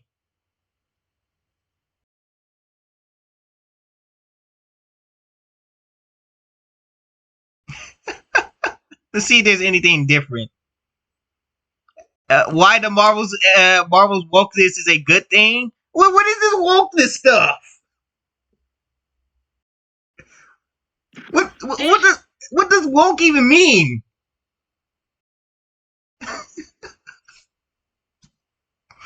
Is it like, yeah, I woke up this morning and stuff, and I decided to just do stupid shit? Is that what that means?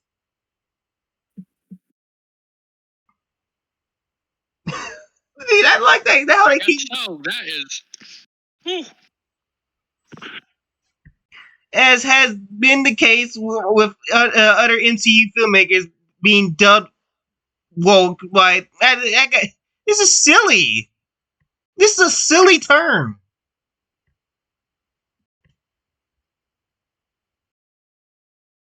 dubbed woke by particular corners of the internet, and Nia DaCosta is not giving these bad apples the light of the day. The franchise has even gone far to satirize these silly sorts of sexist comments. No evidence. If you're getting these types of comments, show us the evidence, man. If they're so getting that, notice how everybody, when they claim that sexist, homophobic, and racist people had to go off and criticize the movie, they never show evidence of people being sexist or homophobic or anything like that. They just say it and think that we're supposed to buy into that. They just say it and stuff. I'm like, bro, where's your evidence at and stuff? And you know what they mean when they said that it's sexist. It's because people like us that has these criticisms and stuff about the movie being shit. Apparently, that's sexist and racist and all that stuff. Now, where are they when it comes to films that are actually good? I wonder where the same statement is. What about Creed 3? You forget about Creed 3. You forget about any of the 1970s movies and stuff that cast an all-black cast stuff. Where was that racism for? Where's that racism and all that stuff comments at? Where are those cries? Yeah. Where's the Sidney Poitier, Bill Cosby racism that happened to someone they did a duel together and stuff in an all-black cast? Because in their 3 films that they made and stuff. You don't want to explain that, do you? And stuff. Where's the sexist comments when the Hunger Games? I like to say this when the Hunger Games movies came out. Yeah, you don't want to say that. It's stuff when Jennifer Lawrence led the film. Exactly. Where was this sexism with Sarah Connor and Ellen Ripley? That's what I'm saying. They ain't there then and stuff. But yeah, when it's a movie that sucks like this, it's there. No evidence whatsoever. No evidence. While there is always a place for a justified criticism, and DaCosta seems to be ready to partake in that sort of discourse, this wokeness conversation in one rooted sexism and racism and general prejudges.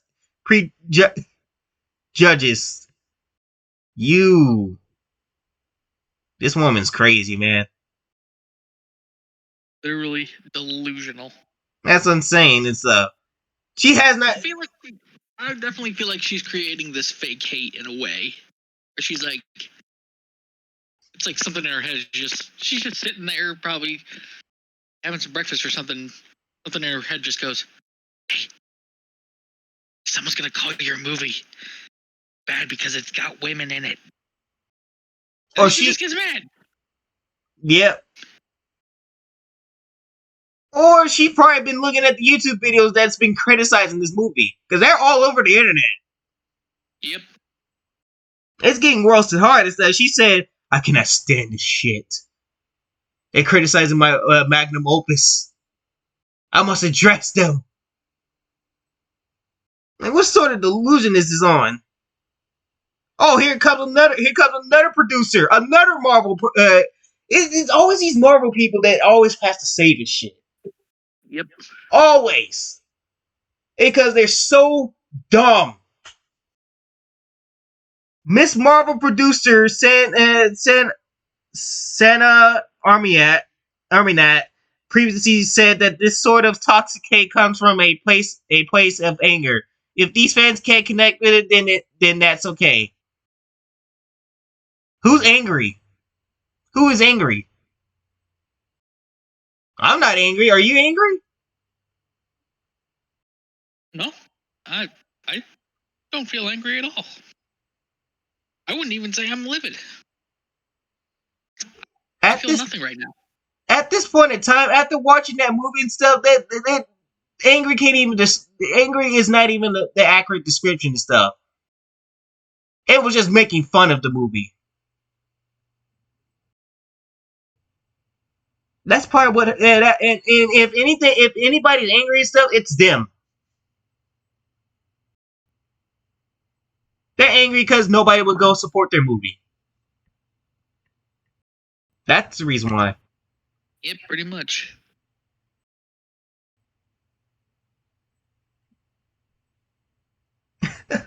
Oh, she got more to say. Of course she does. Oh my god, Miss Marvel producer. Oh my god, man. Y'all Marvel creative control is just on some stupid ass shit, man. Like they took a stupid pill this morning. Yep. I think it comes from a place of anger and sense that their identities are being threatened. If they can't connect with it, then that's okay. I just wish they wouldn't try to put it down. Who's putting it down? We know it doesn't take enough people to put that thing down. So y'all put it down yourself. Exactly. Y'all are making this stuff bad. We're just saying it's bad. We're calling it out. That's what we're doing. We're not putting it down at all. It's just a statement of fact. That's what I'm saying. There ain't even enough people to even put this movie down. Oh my god, man. They really think words is apparently hurting them that much. They just can't ignore it. They just can't ignore it and stuff and try to do better. So we're taking criticism and stuff and make themselves better and stuff. No. We're just going to call these trolls, these racist people, these sexist. Oh no. They're just so angry with themselves.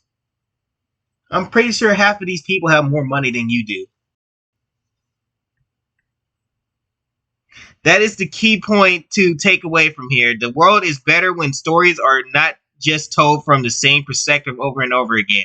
If a character looks different from the moviegoer, then it allows one to see the world through other people's eyes. You see that shit? They're not even focused on storytelling. Exactly. They're definitely trying to push something. That's what I'm saying. Yeah, who cares about a good story when you have a political message to push? Political is like, y'all put into identity politics. We can see through your identity politics. That's what y'all using here and stuff. It ain't no woke. It ain't no sexism or racism stuff. No, it's identity politics trying to be shoved into people's faces on a male-dominant brand. That's what's going on here. This ain't no, because if girls cared about these characters stuff, this would have done Barbie numbers. Because remember, they forget about Barbie and Oppenheimer. When Barbie and Oppenheimer were together and stuff, those two movies did well. Where's the complaints for that? Exactly. I just now realized that Barbie did so well and stuff. So if Barbie can do well, stuff, then why can't the Marvels can do well?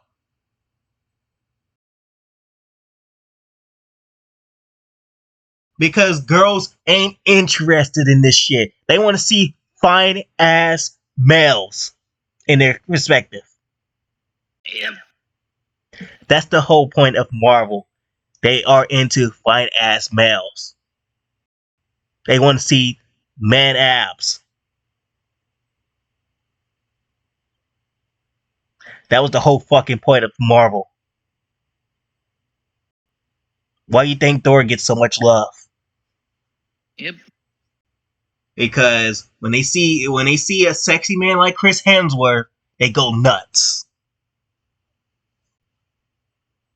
And you took that away from them stuff. We can't see a fine the girls can't see a fine ass white male just take their shirt off and stuff and show them abs.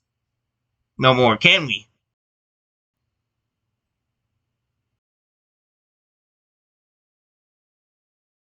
You can't see Luke Cage take his shirt off and show them abs, can he? Yep. Jesus Christ, man! Like, With characters like Carol Danvers or Miss Marvel, people who may not have ever felt represented on the big screen now have something they can point to. They finally have heroes that look just like them, gracing a blockbuster on the scale of a Marvel Studios production. And who is these people that we're talking about? They keep missing the big point. Who is going to be feel like representing this stuff? Oh, by the way, nobody was Captain Marvel for Halloween. Nope.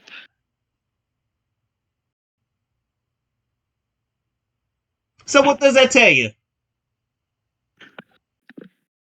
And like tells me nobody really likes her all that much. Yeah, not even the kids. Because if I recall stuff, when I went to a Halloween event and stuff, I got taken as Captain America. Steve Rogers Captain America, by the way. And I'm not even his skin color.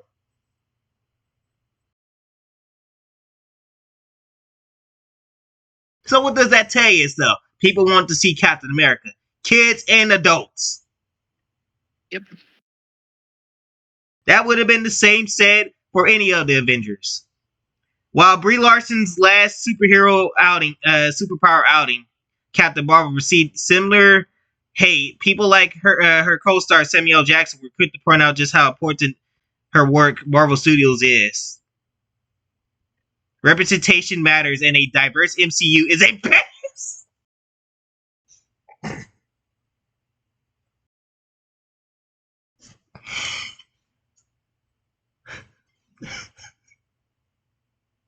Oh my god, this is delusion. Keep on, go ahead and keep on feeding them bad ideas, man. Like I said, y'all have hidden the CW budgets now, and that's what all that's going to be popping out now.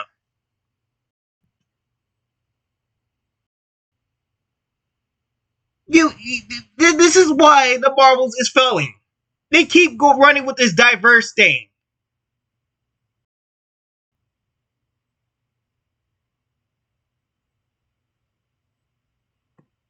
Oh my god, they haven't learned. They haven't learned their lesson. Marvel's going to keep doing this.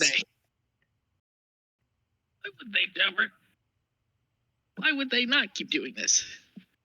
I don't know. Oh, anyways, yeah. That's the that was the Marvels and stuff. Just more excuses, more excuses to shoot out there about their failure. People are not having it and stuff. They're so angry with us. They're so angry with the world and stuff that they say that we're angry, we're miserable and all that stuff. But we're just stating the truth. And they hate the truth.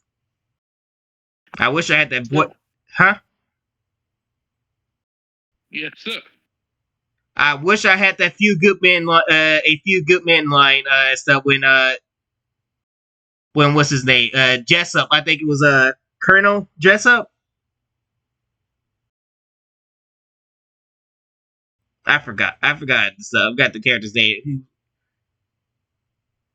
Head, I forgot the actor's name and stuff. But you know what I'm saying when he said, "You can't handle the truth." Mm-hmm. Because that's for them. Oh, Jack Nicholson's character. Yeah, that's what it was. Jack Nicholson's character said that. Anyways, we got another trailer to watch. Marvel's What If Season 2. I'm not even expecting this to be any better. Not either. At this point in time, Marvel is just done.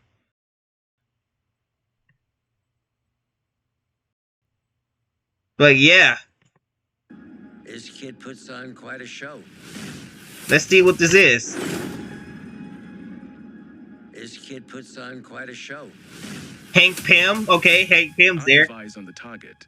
Black Panther. That threatening. Looks can be deceiving, Your Highness.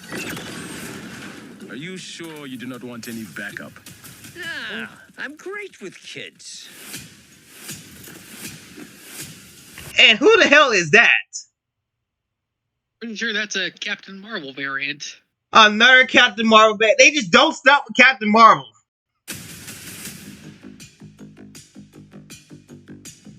You thought the story was over. But it was. Who's that supposed to... No, please tell me that's not them trying to bring back Dar-Benn. That's Hela. That's Hela? Oh, okay, good. All right, that's a start. Is only just beginning. I Nebula. don't do sequels. Normally. Let's see this original cast up. Okay, that's T'Challa. Oh, they got... he looks like Chadwick Boseman, too. That's supposed to be his father, apparently. It looks more like... T'Challa's father. I see. Is that Mobius right there? That may be Howard Stark. Howard Stark. So basically, they're bringing back people who died. That's Peggy Carter. I know that's Peggy Carter. That's got to be Peggy Carter right there. So basically, they're bringing back old characters. Yep. As I don't know why the hell she's there. Normally.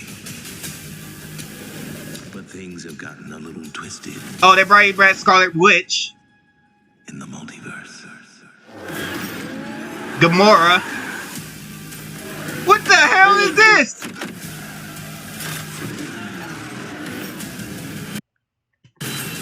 My bad, it might. This is literally just... Some dog. This is Marvel card. Marvel card? if you will.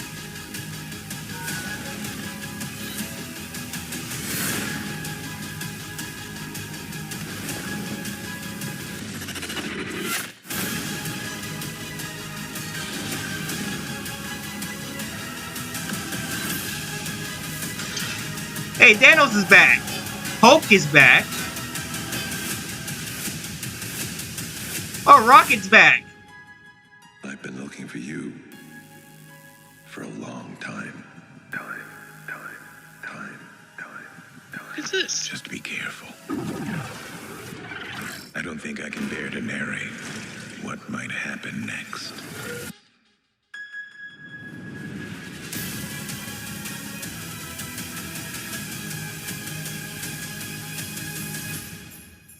Darcy, we got a code red. The Avengers Tower's been overtaken. On Christmas? What is this, Con Air? No, wait, Under Siege? No. Oh, that's not it. Hey, John McClane, focus. John McClane? Oh no, they're not referencing Die Hard, are they? Oh no! Happy Hogan. Hey, John McClane, focus. Bruce Willis wants his lines back, please. Yep. Plane, focus.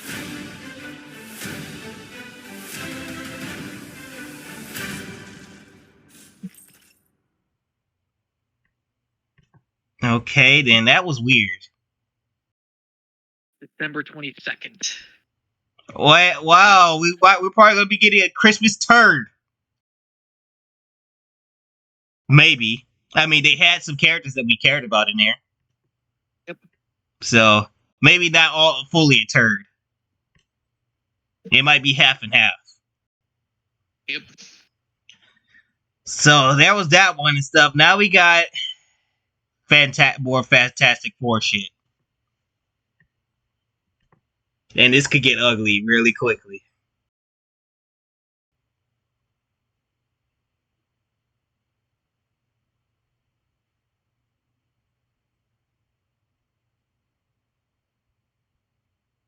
Oh, what the hell? Pedro Pascal is eyed to play Reed Richards in Marvel Studios' Fantastic Four. They just can't stop, can they? Nope. They just cannot stop.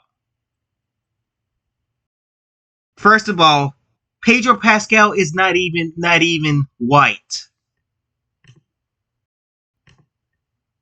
But you say this like this is gonna stop them. It's not gonna stop them. But but we have to keep stating the obvious because they will never listen. Reed Richards is a white man and stuff, and yet, ain't Pedro Pascal too old?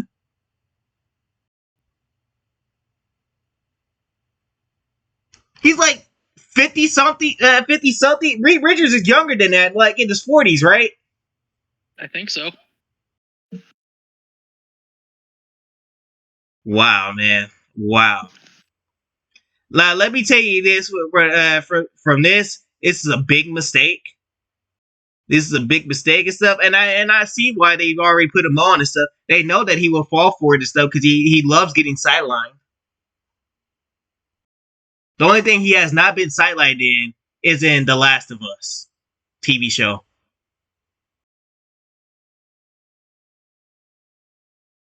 At least he's not been sidelined in that, but he's going to get sidelined in that and stuff when Abby comes in and kills him off.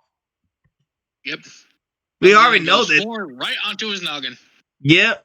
We already know Abby's coming in to kill this man. So that's where he's going downhill for it. But he likes that and stuff because that ain't going to be the first time he's going to witness that. It happened with the Mandalorian. He got sidelined in his own TV show. Now Bo-Katan is running the show and stuff. And now he's going to get Reed Richards and stuff and get sidelined in that too. And let me might add, a Hispanic Reed Richards. Because Marvel's got to focus on that diversity. It has already been said in the article. We can't have a regular white male no more. They already had a good casting choice, too. They already had a Reed Richards. That was perfect. Oh my god, man. This is ridiculous stuff. What happened to that Reed Richards that we had in Multiverse of Madness? Bring him back.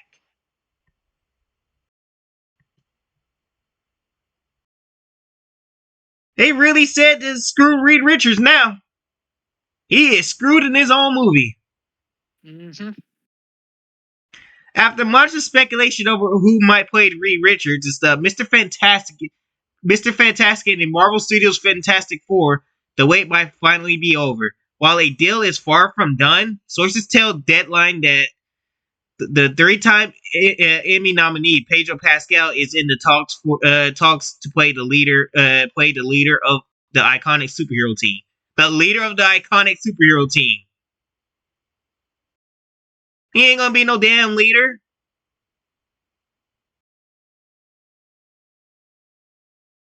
I like how they say that he's a leader and stuff. We already know he's getting sidelined. Yep. Insiders added that scheduling is still being worked out, but multiple sources close to the negotiations are saying it's headed in the right direction for Pascal to do this and his other future projects. Pascal has a Fuel Dance card that includes Gladiator 2, which is expected to go into production before the end of the year, as well as his popular HBO series, The Last of Us. Oh, he's going to be killed off in that, so his schedule's definitely going to be opened up. Yep. So, he might be getting this role and stuff if he's killed off in that. They still run with the Abby kills Joel shit. Yep. Which is expected to shoot next year, as well as Zach Krager's Weapons. It's a good thing I never fell for The Last of Us and stuff. I'm glad I don't have to deal with that shit. Yep. Marvel had no comment. As for other members of the team, that can now be worked out as well as it was essential to figure out who would be playing Reed Richards before they could go out with offers to others. The hope would be to shoot early next year, so expect this cast to fill out quickly, with director Matt Sackman currently in pre-production in Pinewood Studios in England. Marvel Studios president Kevin Feige will produce, and that's a big mistake too. You already know this is about to be bad. Yep. Forget about the Reed Richards we got in Multiverse of Madness. No, he's dead. No, we're going to put in Pedro Pascal. And Hispanic Reed Richards. Man, Kevin Feige's reliving his diverse dream, isn't he? Pascal has been quite on the run in recent years, including his Emmy-nominated role in the hit HBO series The Last of Us. He was also nominated for hosting Saturday Night Live, which is one of the most popular episodes of last season. He also has Zach Cregger's next film, Weapons. Saturday Night Live, which has been very irrelevant now.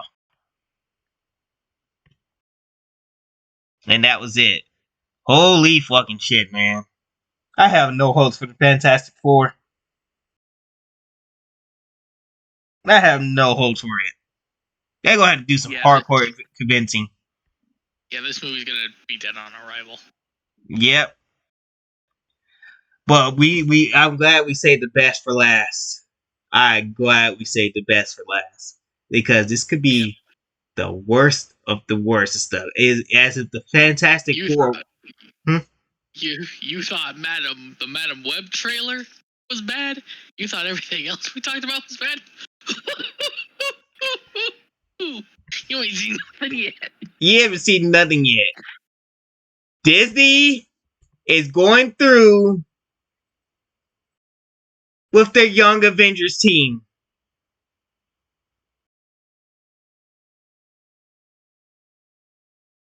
Their Young Avengers team.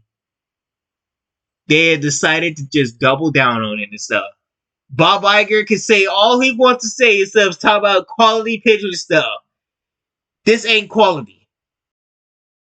This is once again identity politics playing largely. This is sad. So we're already hitting the CW levels and stuff because that's part of what Fantastic Four, Madam Web is going to hit and stuff because now that Marvel's in the state they're in now and stuff, we're going to see CW levels of that cringe and stuff.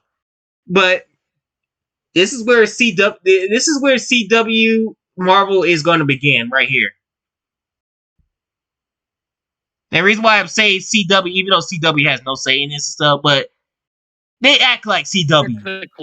It's the quality of their the shows in their movies. Yeah, the quality of the shows in their movies is going to hit CW levels, which means Young Avengers is definitely going to be a CW.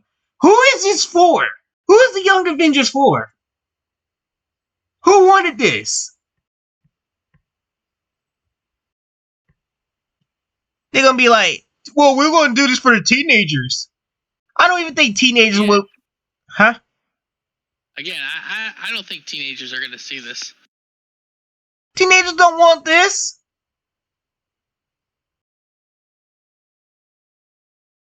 And proving they have learned nothing from the Marvel's box office. They have learned nothing. We already said this before. They've learned nothing.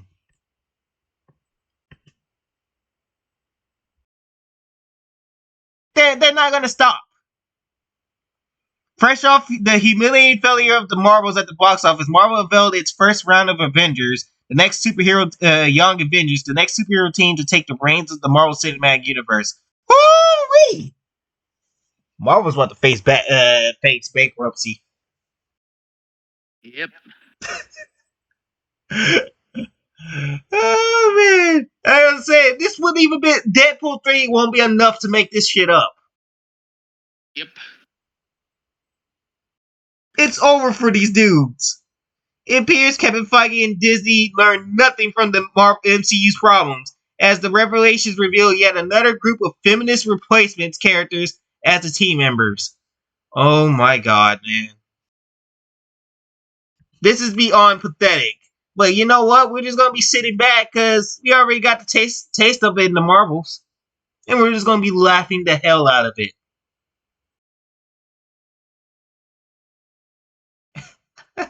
I cannot wait to laugh my ass off at this. Yep. The Young Avengers is a team set up with the full intention to replace the beloved Avengers teams, which took cinemas by storm in Joss Whedon's 2012 film Disney Marvel caught lightning in a bottle, taking characters from 3 very successful film franchises in Iron Man, Captain America, and Thor to form a team everyone loved, packed with even more A-list actors to fill out the roles of Hawkeye, Black Widow, Nick Fury, the Hulk, and Loki. And those days are gone. Yep. The days of seeing this beautiful casting right here is gone. Look at this casting. This is what this should have been until the X-Men came about. And then they could have went from the Avengers to the X-Men, and they would have had such a successful, never-ending box office hits. But no. Fans loved the film so much that it generated incredible hype for the Marvel Cinematic Universe, which coasted off this movie and the films of the solo Avengers to billions of revenues before the actors commanded too much money. With these actors and characters seemingly off the table, Marvel tried their hardest to build replacements, starting with the fan-hated Captain Marvel film. The fact of the matter is that is true. They tried their best to build replacements. And what they failed to understand is replacements means you could have recasted them. Yep. You could have found other people to play those Avengers and stuff. But instead, what you took as replacement is that you had to go diverse. So here we are now to the fan-hated Captain Marvel film in a spiral of interconnected Disney Plus shows that took the Marvel characters and tried to rope a group of nearly all-female cast who captivated the largely male audience of the action superhero genre. And here we have the MCU. Disney fell in all their replacements. Fans hated almost all of their Disney Plus shows, which... Look at this! Oh, that is funny. What was the video? Oh, Disney said, nah, we gotta take this out. Oh my god. Disney was not happy with these people.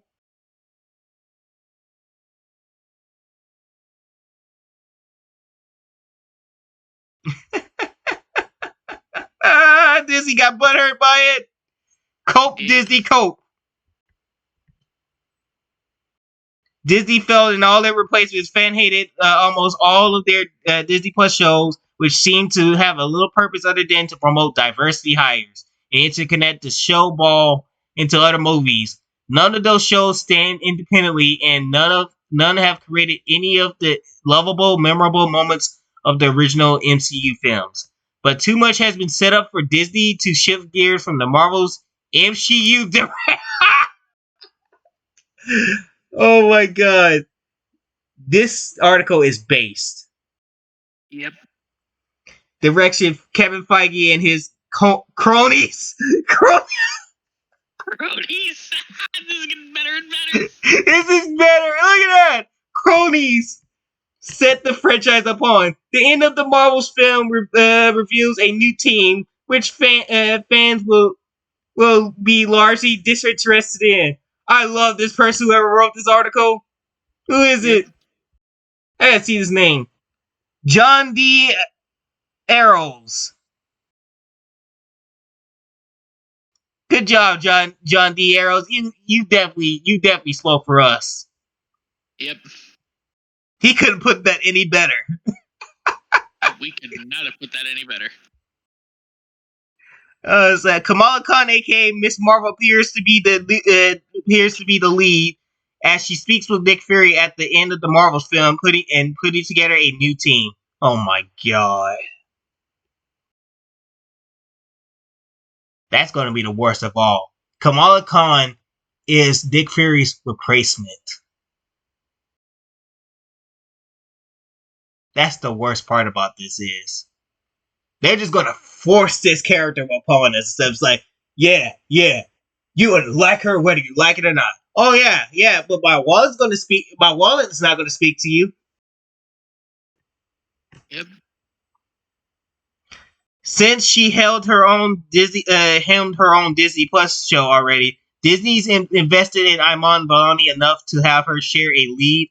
What should have just been a Captain Marvel sequel film. It seems Disney views Ms. Marvel as the diverse future they wanted with the Muslim female character.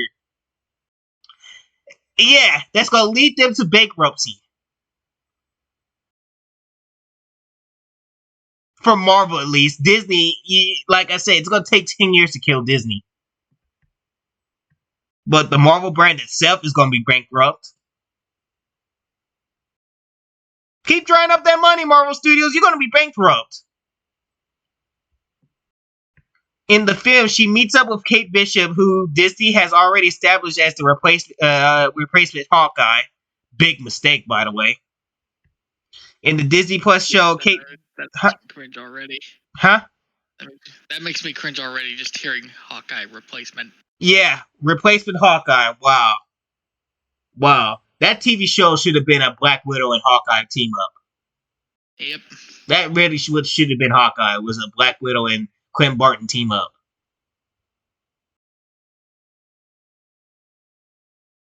That should have been just a Scarlett Johansson and Clint Barton show all the way. Like Scarlett Johansson, Jeremy Reimer show all the way. That should have been all them right there and stuff. But no. We can't have good things nowadays.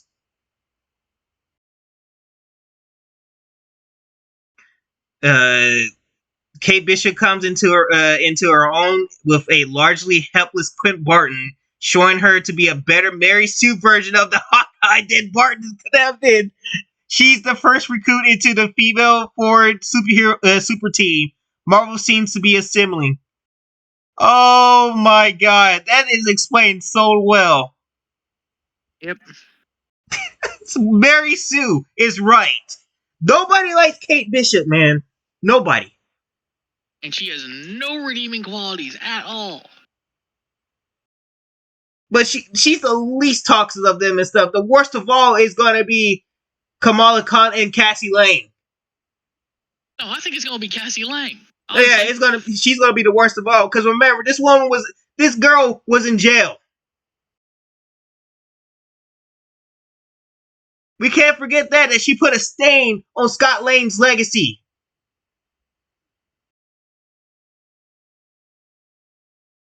Single-handedly. How can you put a stain on your father's legacy like that?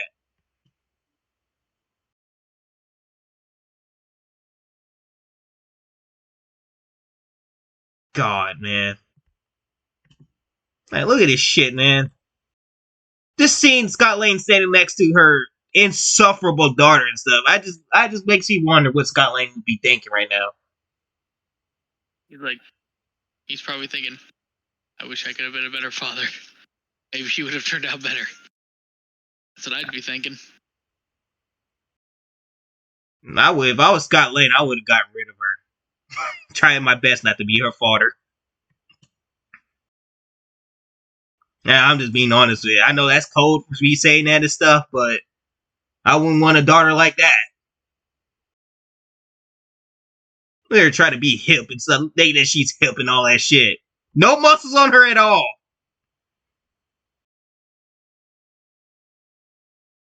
A skinny motherfucker. Yep. Cassie Lang, who spent the recent Ant-Man movie mirroring the arc of Kate Bishop and replacing Scott Lang, will also be introduced as Kamala Khan mentions her awareness of the other young female hero's existence. If Hawkeye or Ms. Marvel gets a season 2 where the two women meet, it will all but confirm the core of this feminist Young Avengers scene. The original Young Avengers comic marked the first Marvel's I don't want to even say that word, push into replacing characters with diversity, most notably in the gay characters of Witticon and Hulkling. This also marked Marvel's first foray into the mass slipping with the intent of child grooming, having two boys kiss in a book titled Young Avengers, the children's crusade. What the fuck? What?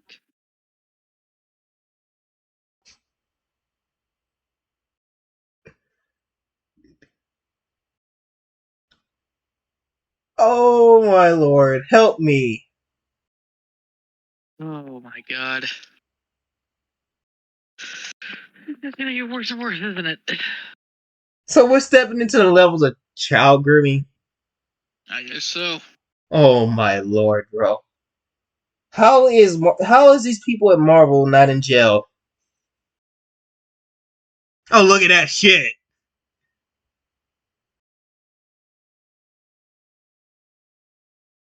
Ooh, lordy. I have nothing against. I have nothing against. The LGBT and stuff, but I don't think they want. I don't think that the community wants this push. I can rest assured of that.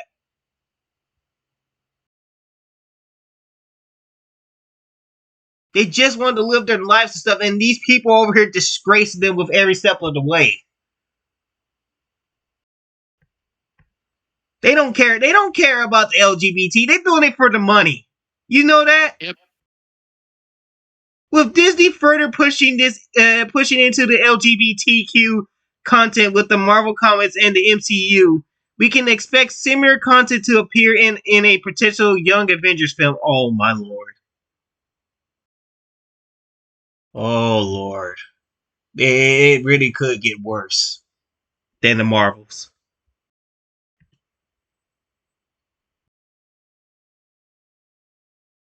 Regardless of how far Feige and Disney want to force diversity on their audience, the theaters are empty for the current super team of the Marvels, and putting more unpopular characters as the lead of a new team seems like a terrible financial decision at best.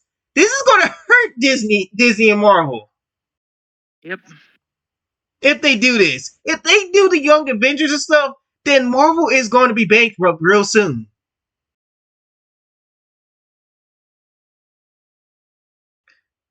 What do you think of the Young Avenger characters in the MCU? Let us know. It's a terrible decision. That's what I think. Yep. This is a terrible decision.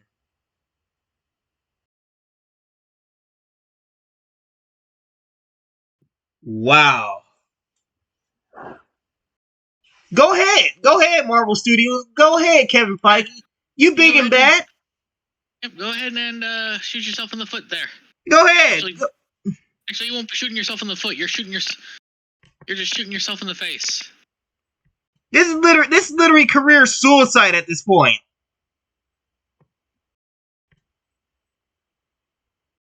Go ahead, man. I'm all in for it, man. Because I'm just going to be sitting right there laughing at the whole thing that this movie has failed. Yep. The MCU officially confirms the first three Young Avengers members. Oh my god, man. I can already tell you this right now. If this is your cast, then this is a big ass fail.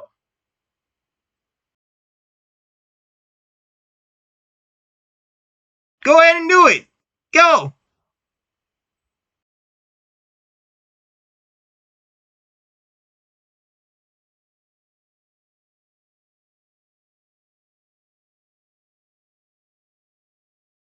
Holy shit, man. You ready for this? Yep. This is the last article. After years of speculation, Marvel has confirmed in the Marvels that a Young Avengers project is coming to the MCU, with the sprawling Marvel timeline introducing legacy heroes and family members of the original superheroes there has been a shift towards new life since the end of the Infinity Saga. Naturally older and established. They didn't even get a chance for the original 6 to even thrive after the Infinity Saga. Well, why would they? They didn't even give a chance to let them just shine for a little bit longer and stuff. At least about 5 more years of them would have been done as good. And then they could transfer to the X-Men. They could have done another 5 years of Avengers.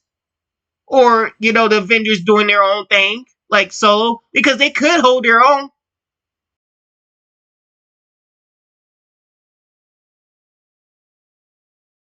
They just said after phase 1 through 3 and stuff, it's over for them. That's what they said. Yep.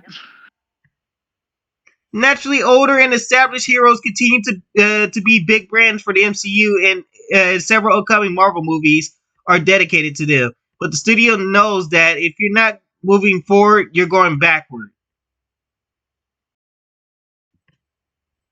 Since the start of Phase 4, multiple Marvel projects have introduced teenage and even younger superpowered individuals. Top-tier heroes like Spider-Man already existed, and Tom Holland's web-slinger will always command his own brand within the MCU. But the others pose an intriguing question. Will there ever be a Young Avengers movie? Who is asking that, by the way? I like how you said the intriguing questions that nobody's asking for that. You keep thinking that we're asking for stuff like the Young Avengers. Nobody wants that. But go ahead and do it. Go ahead. Go ahead.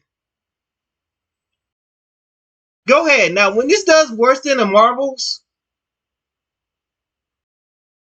then don't be saying that how much sexist and racist and all that stuff we are and stuff, because we're just gonna see right through this shit. We're just gonna come back and laugh.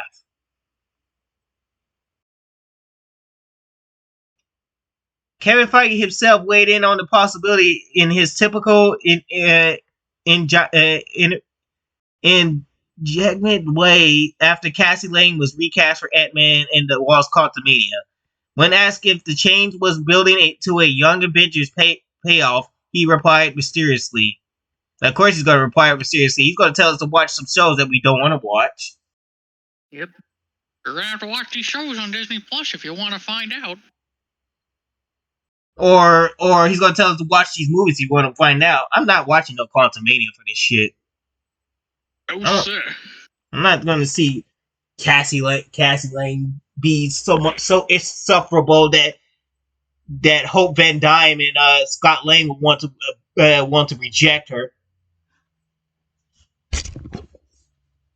Well, sure. So where and when we would see the evolution of that, I don't know. And certainly taking over Q from the comments as we always do. No, you don't. That's a damn lie, Kevin Feige.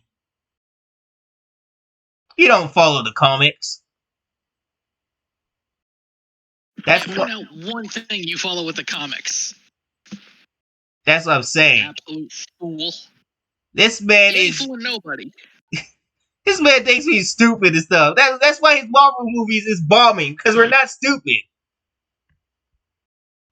That's why we wanted Cassie, a very young Cassie in this movie, to be inspired by her father, just planted the seeds. She did the exactly opposite of that.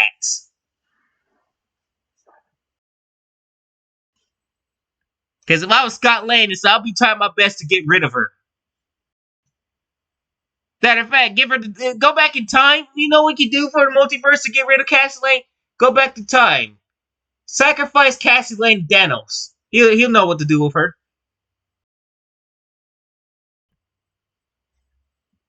And you know what that means? Thanos snap her. Now, thanks to the Marvels, those seeds are flowering. A Young Avengers team is already being set up in the MCU thanks to one of the most popular...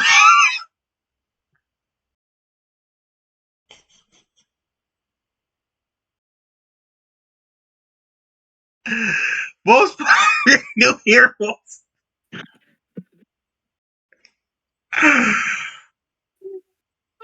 They really think we're that stupid. They really do think we're that stupid. They do. Oh, they really think. Yeah, this is definitely gonna make us a lot of money. Bro, after the Marvel stuff, nobody's gonna want to spend their money. The only time you're gonna get these fans back is Deadpool 3. And even then, you got no hope of Deadpool 3 ever saving the MCU. They can make all the money it wants to. It ain't gonna bail this company out of the CW budgets that they're gonna have to go through.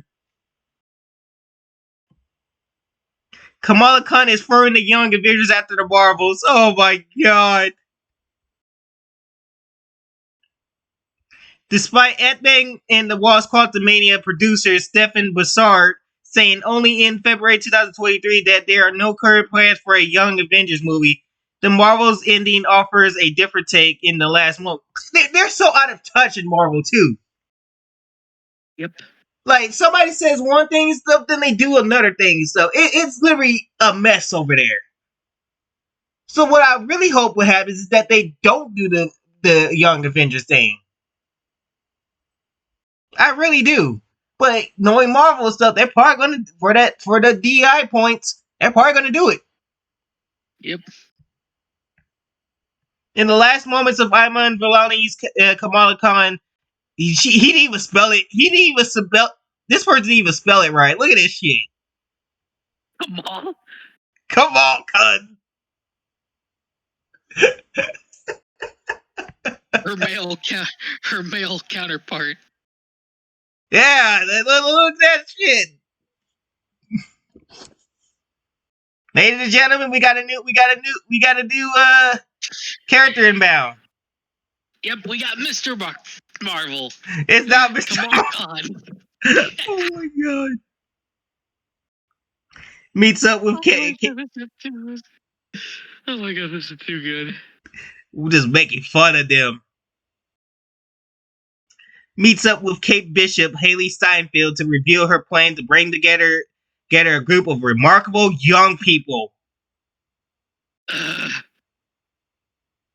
Remarkable, yeah. Cassie Lang is so remarkable, man.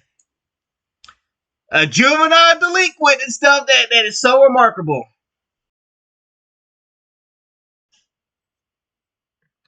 Stop us if you heard this before. Yeah, we're gonna stop you right there because we're not gonna read that. From the good MCU. Yep. So I guess we can skip it. It just told us to stop it. Stop it right here. Yep. Yeah, we already know that Miss Marvel is going to be the new Nick Fury. I cannot believe they're making Miss Marvel the new Nick Fury. I cannot believe this shit. Yep. In Marvel Comics, the Young Avengers are founded by Iron Lad, a teenage variant of Kang. There's a teenage version of Kang? What? It's a variant of... Why is he being the leader of the Young Avengers? This must have been a failed product, too. Kang, otherwise known as Nathaniel Richards. What, some descendant of Reed Richards? I don't know. Who brings together founding members Eli Bradley, Whitcomb, and Hulkling. Oh, yeah. Oh my god. If they bring this into this movie and put these two in and stuff, and they actually kissing and stuff, that's definitely grounds for failure. They are then quickly joined by the likes of Kate Bishop, Cassie Lang, and Speed, and later by America Chavez, another person we need in our life. Yeah, you remember her from Multiverse of Madness? I bet you don't. The one where she took over Doctor Strange's role and sidelined his ass. Kid Loki? Kid Loki?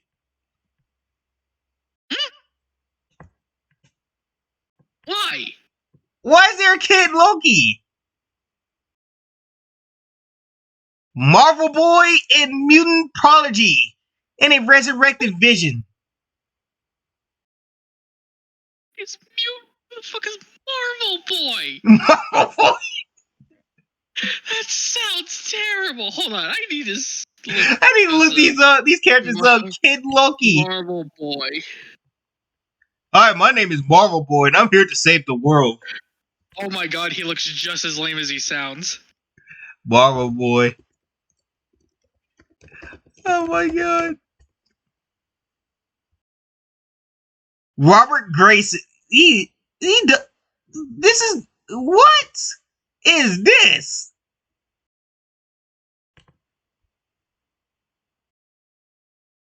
This is Marvel Boy.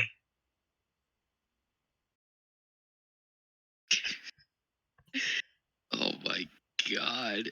That is so lame. Wow, no wonder you didn't hear nothing about him. This is a failed product.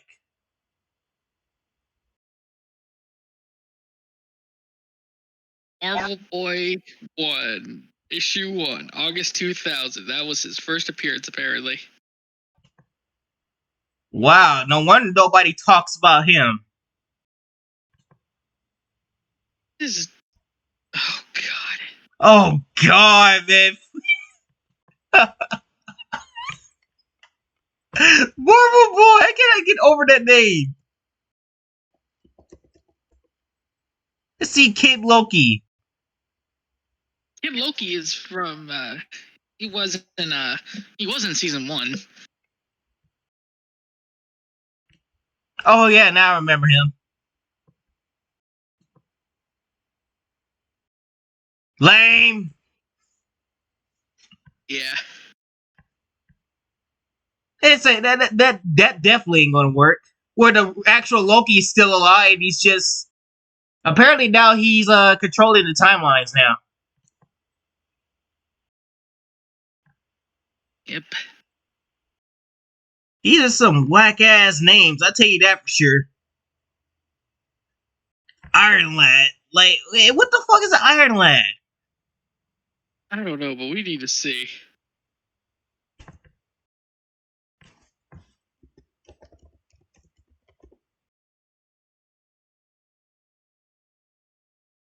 It's literally Kang as Iron Man. Iron Man. That's it.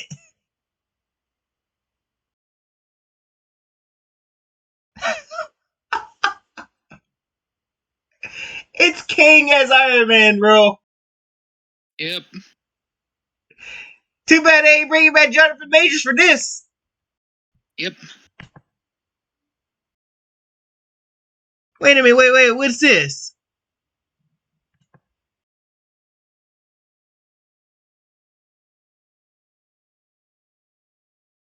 Oh, it's a white boy too. Hey, yeah, he's not coming. He's not coming into the MCU. Yep. No way. No way. You think they'll be crazy enough to put him into the MCU and stuff? No, you can't have a. Maybe he might make somewhat of a decent character.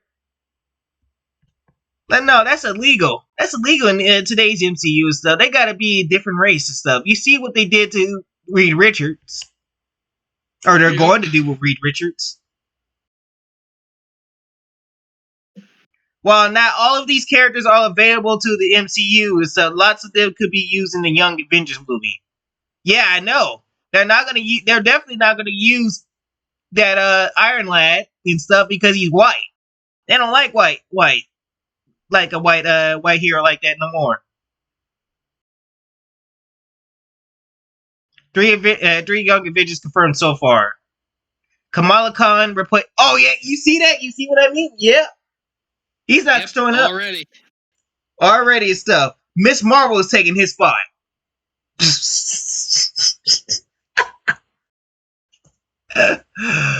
Oh my god, bro. So you mean to tell me he's going to replace Jonathan Majors and Samuel? She's going to replace Jonathan Majors and Samuel Jackson? I guess so.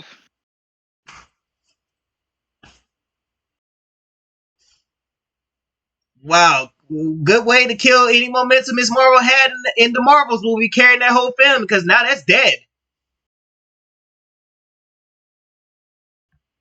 As the ultimate inverse Avengers fan, Kamala Khan fits the role of the Young Avengers founder perfectly. In the Young Avengers 1 through 6, the new team dismissed as Avengers superfans and are given the Young Avengers name against their own will, establishing Ms. Marvel as an actual superfan and an immensely powerful hero as the founder, rather than another Kang variant, flips the original insult very cleverly.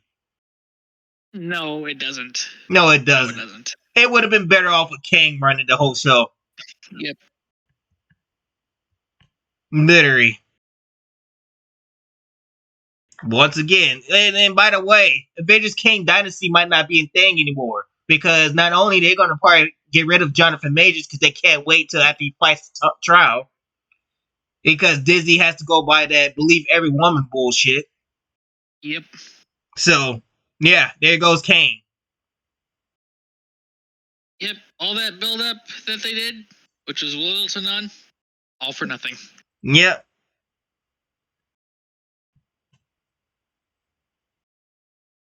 And besides, and like I said, it was it. Besides the woman that originally did this, allegedly did what this happened to, is the wanted to drop the charges, just wanted to forget about the whole thing. She even went back to the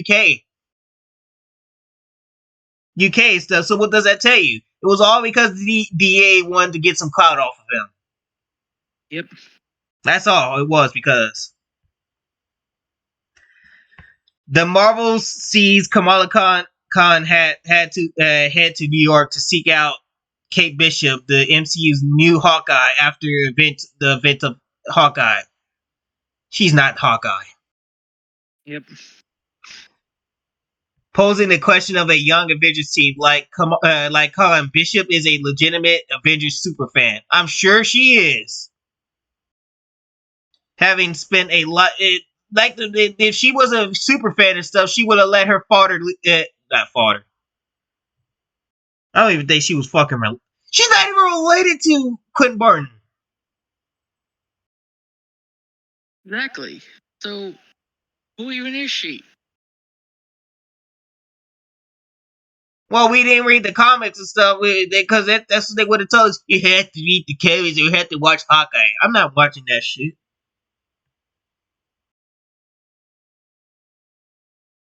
Having spent a lot of time gushing over Jeremy Reiner's what the hell is this word?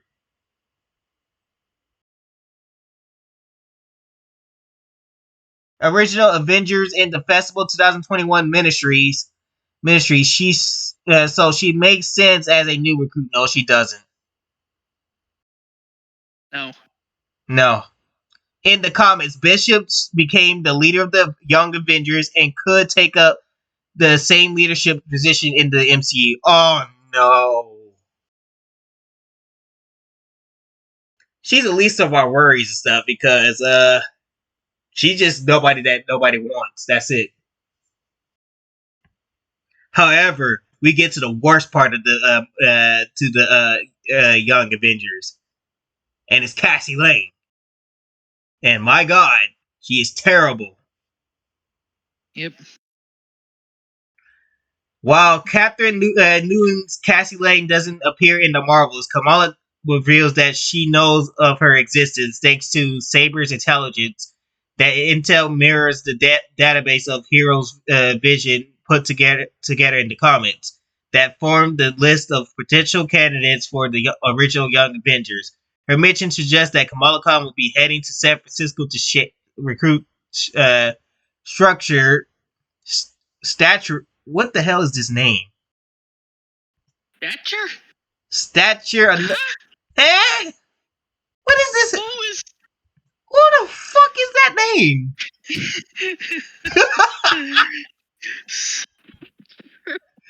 Now we gotta look her up. Look him up. What is this thing? Okay, it's Cassie Lane. Of course. What kind of name is that, though?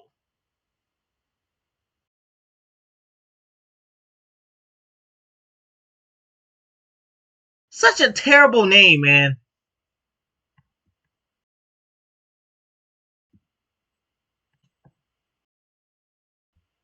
Another member from the original comics.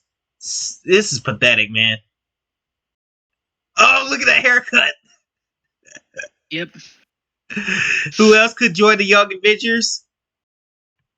Oh, shit. This does look too good.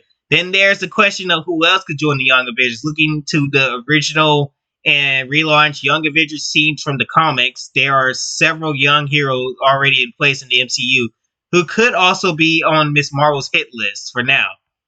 Some of them may not even be known to Saber, but knowing Nick Fury, he'll have spied on every hero possible, and few will be out of reach of Kamala, and that's probably for the best to get away from her. Yep. Especially, and they're talking about bringing in Wanda's kids and stuff. Did we already establish that they weren't real? I'm pretty sure. Yeah, good luck, Kamala, trying to chase after non-real kids.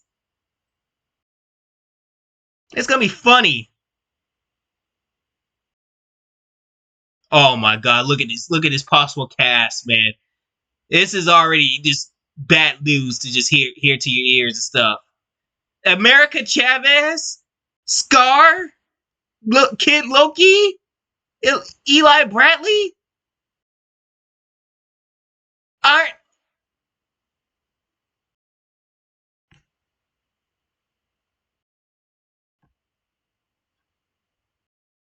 Oh my god, what even is this? What is this lineup, man?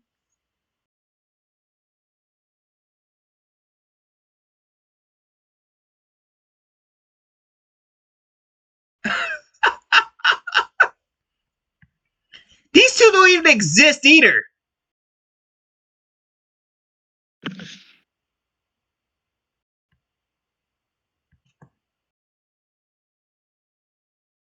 Hey, but at least Jennifer Connelly's husband's coming back.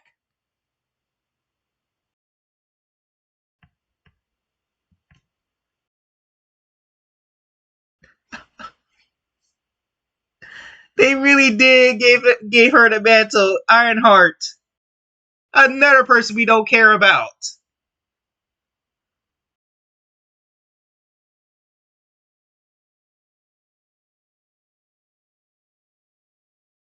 Should we read the rest of this, or I think we already got the point? I think we got the point. The Young Avengers is about to be CW levels of failure.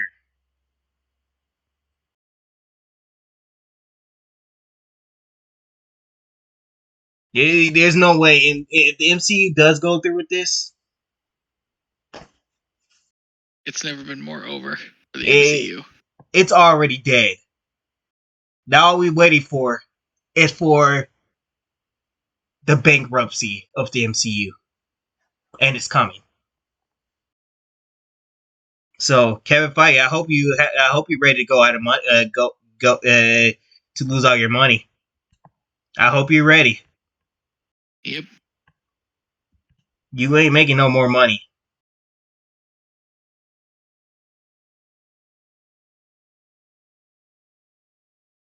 I mean, I do want to. Oh yeah, we do have one more thing about Miles Morales and stuff. But you know what? I'll just forget about it. Forget it. Because we've been going on for almost 3 hours now. Yep. So we're just gonna let Spider. I think we're gonna save the Spider-Man thing for next Thursday and stuff. But anyways, we are signing out for now. Holy shit, man. Marvel is in turmoil right now. Yes.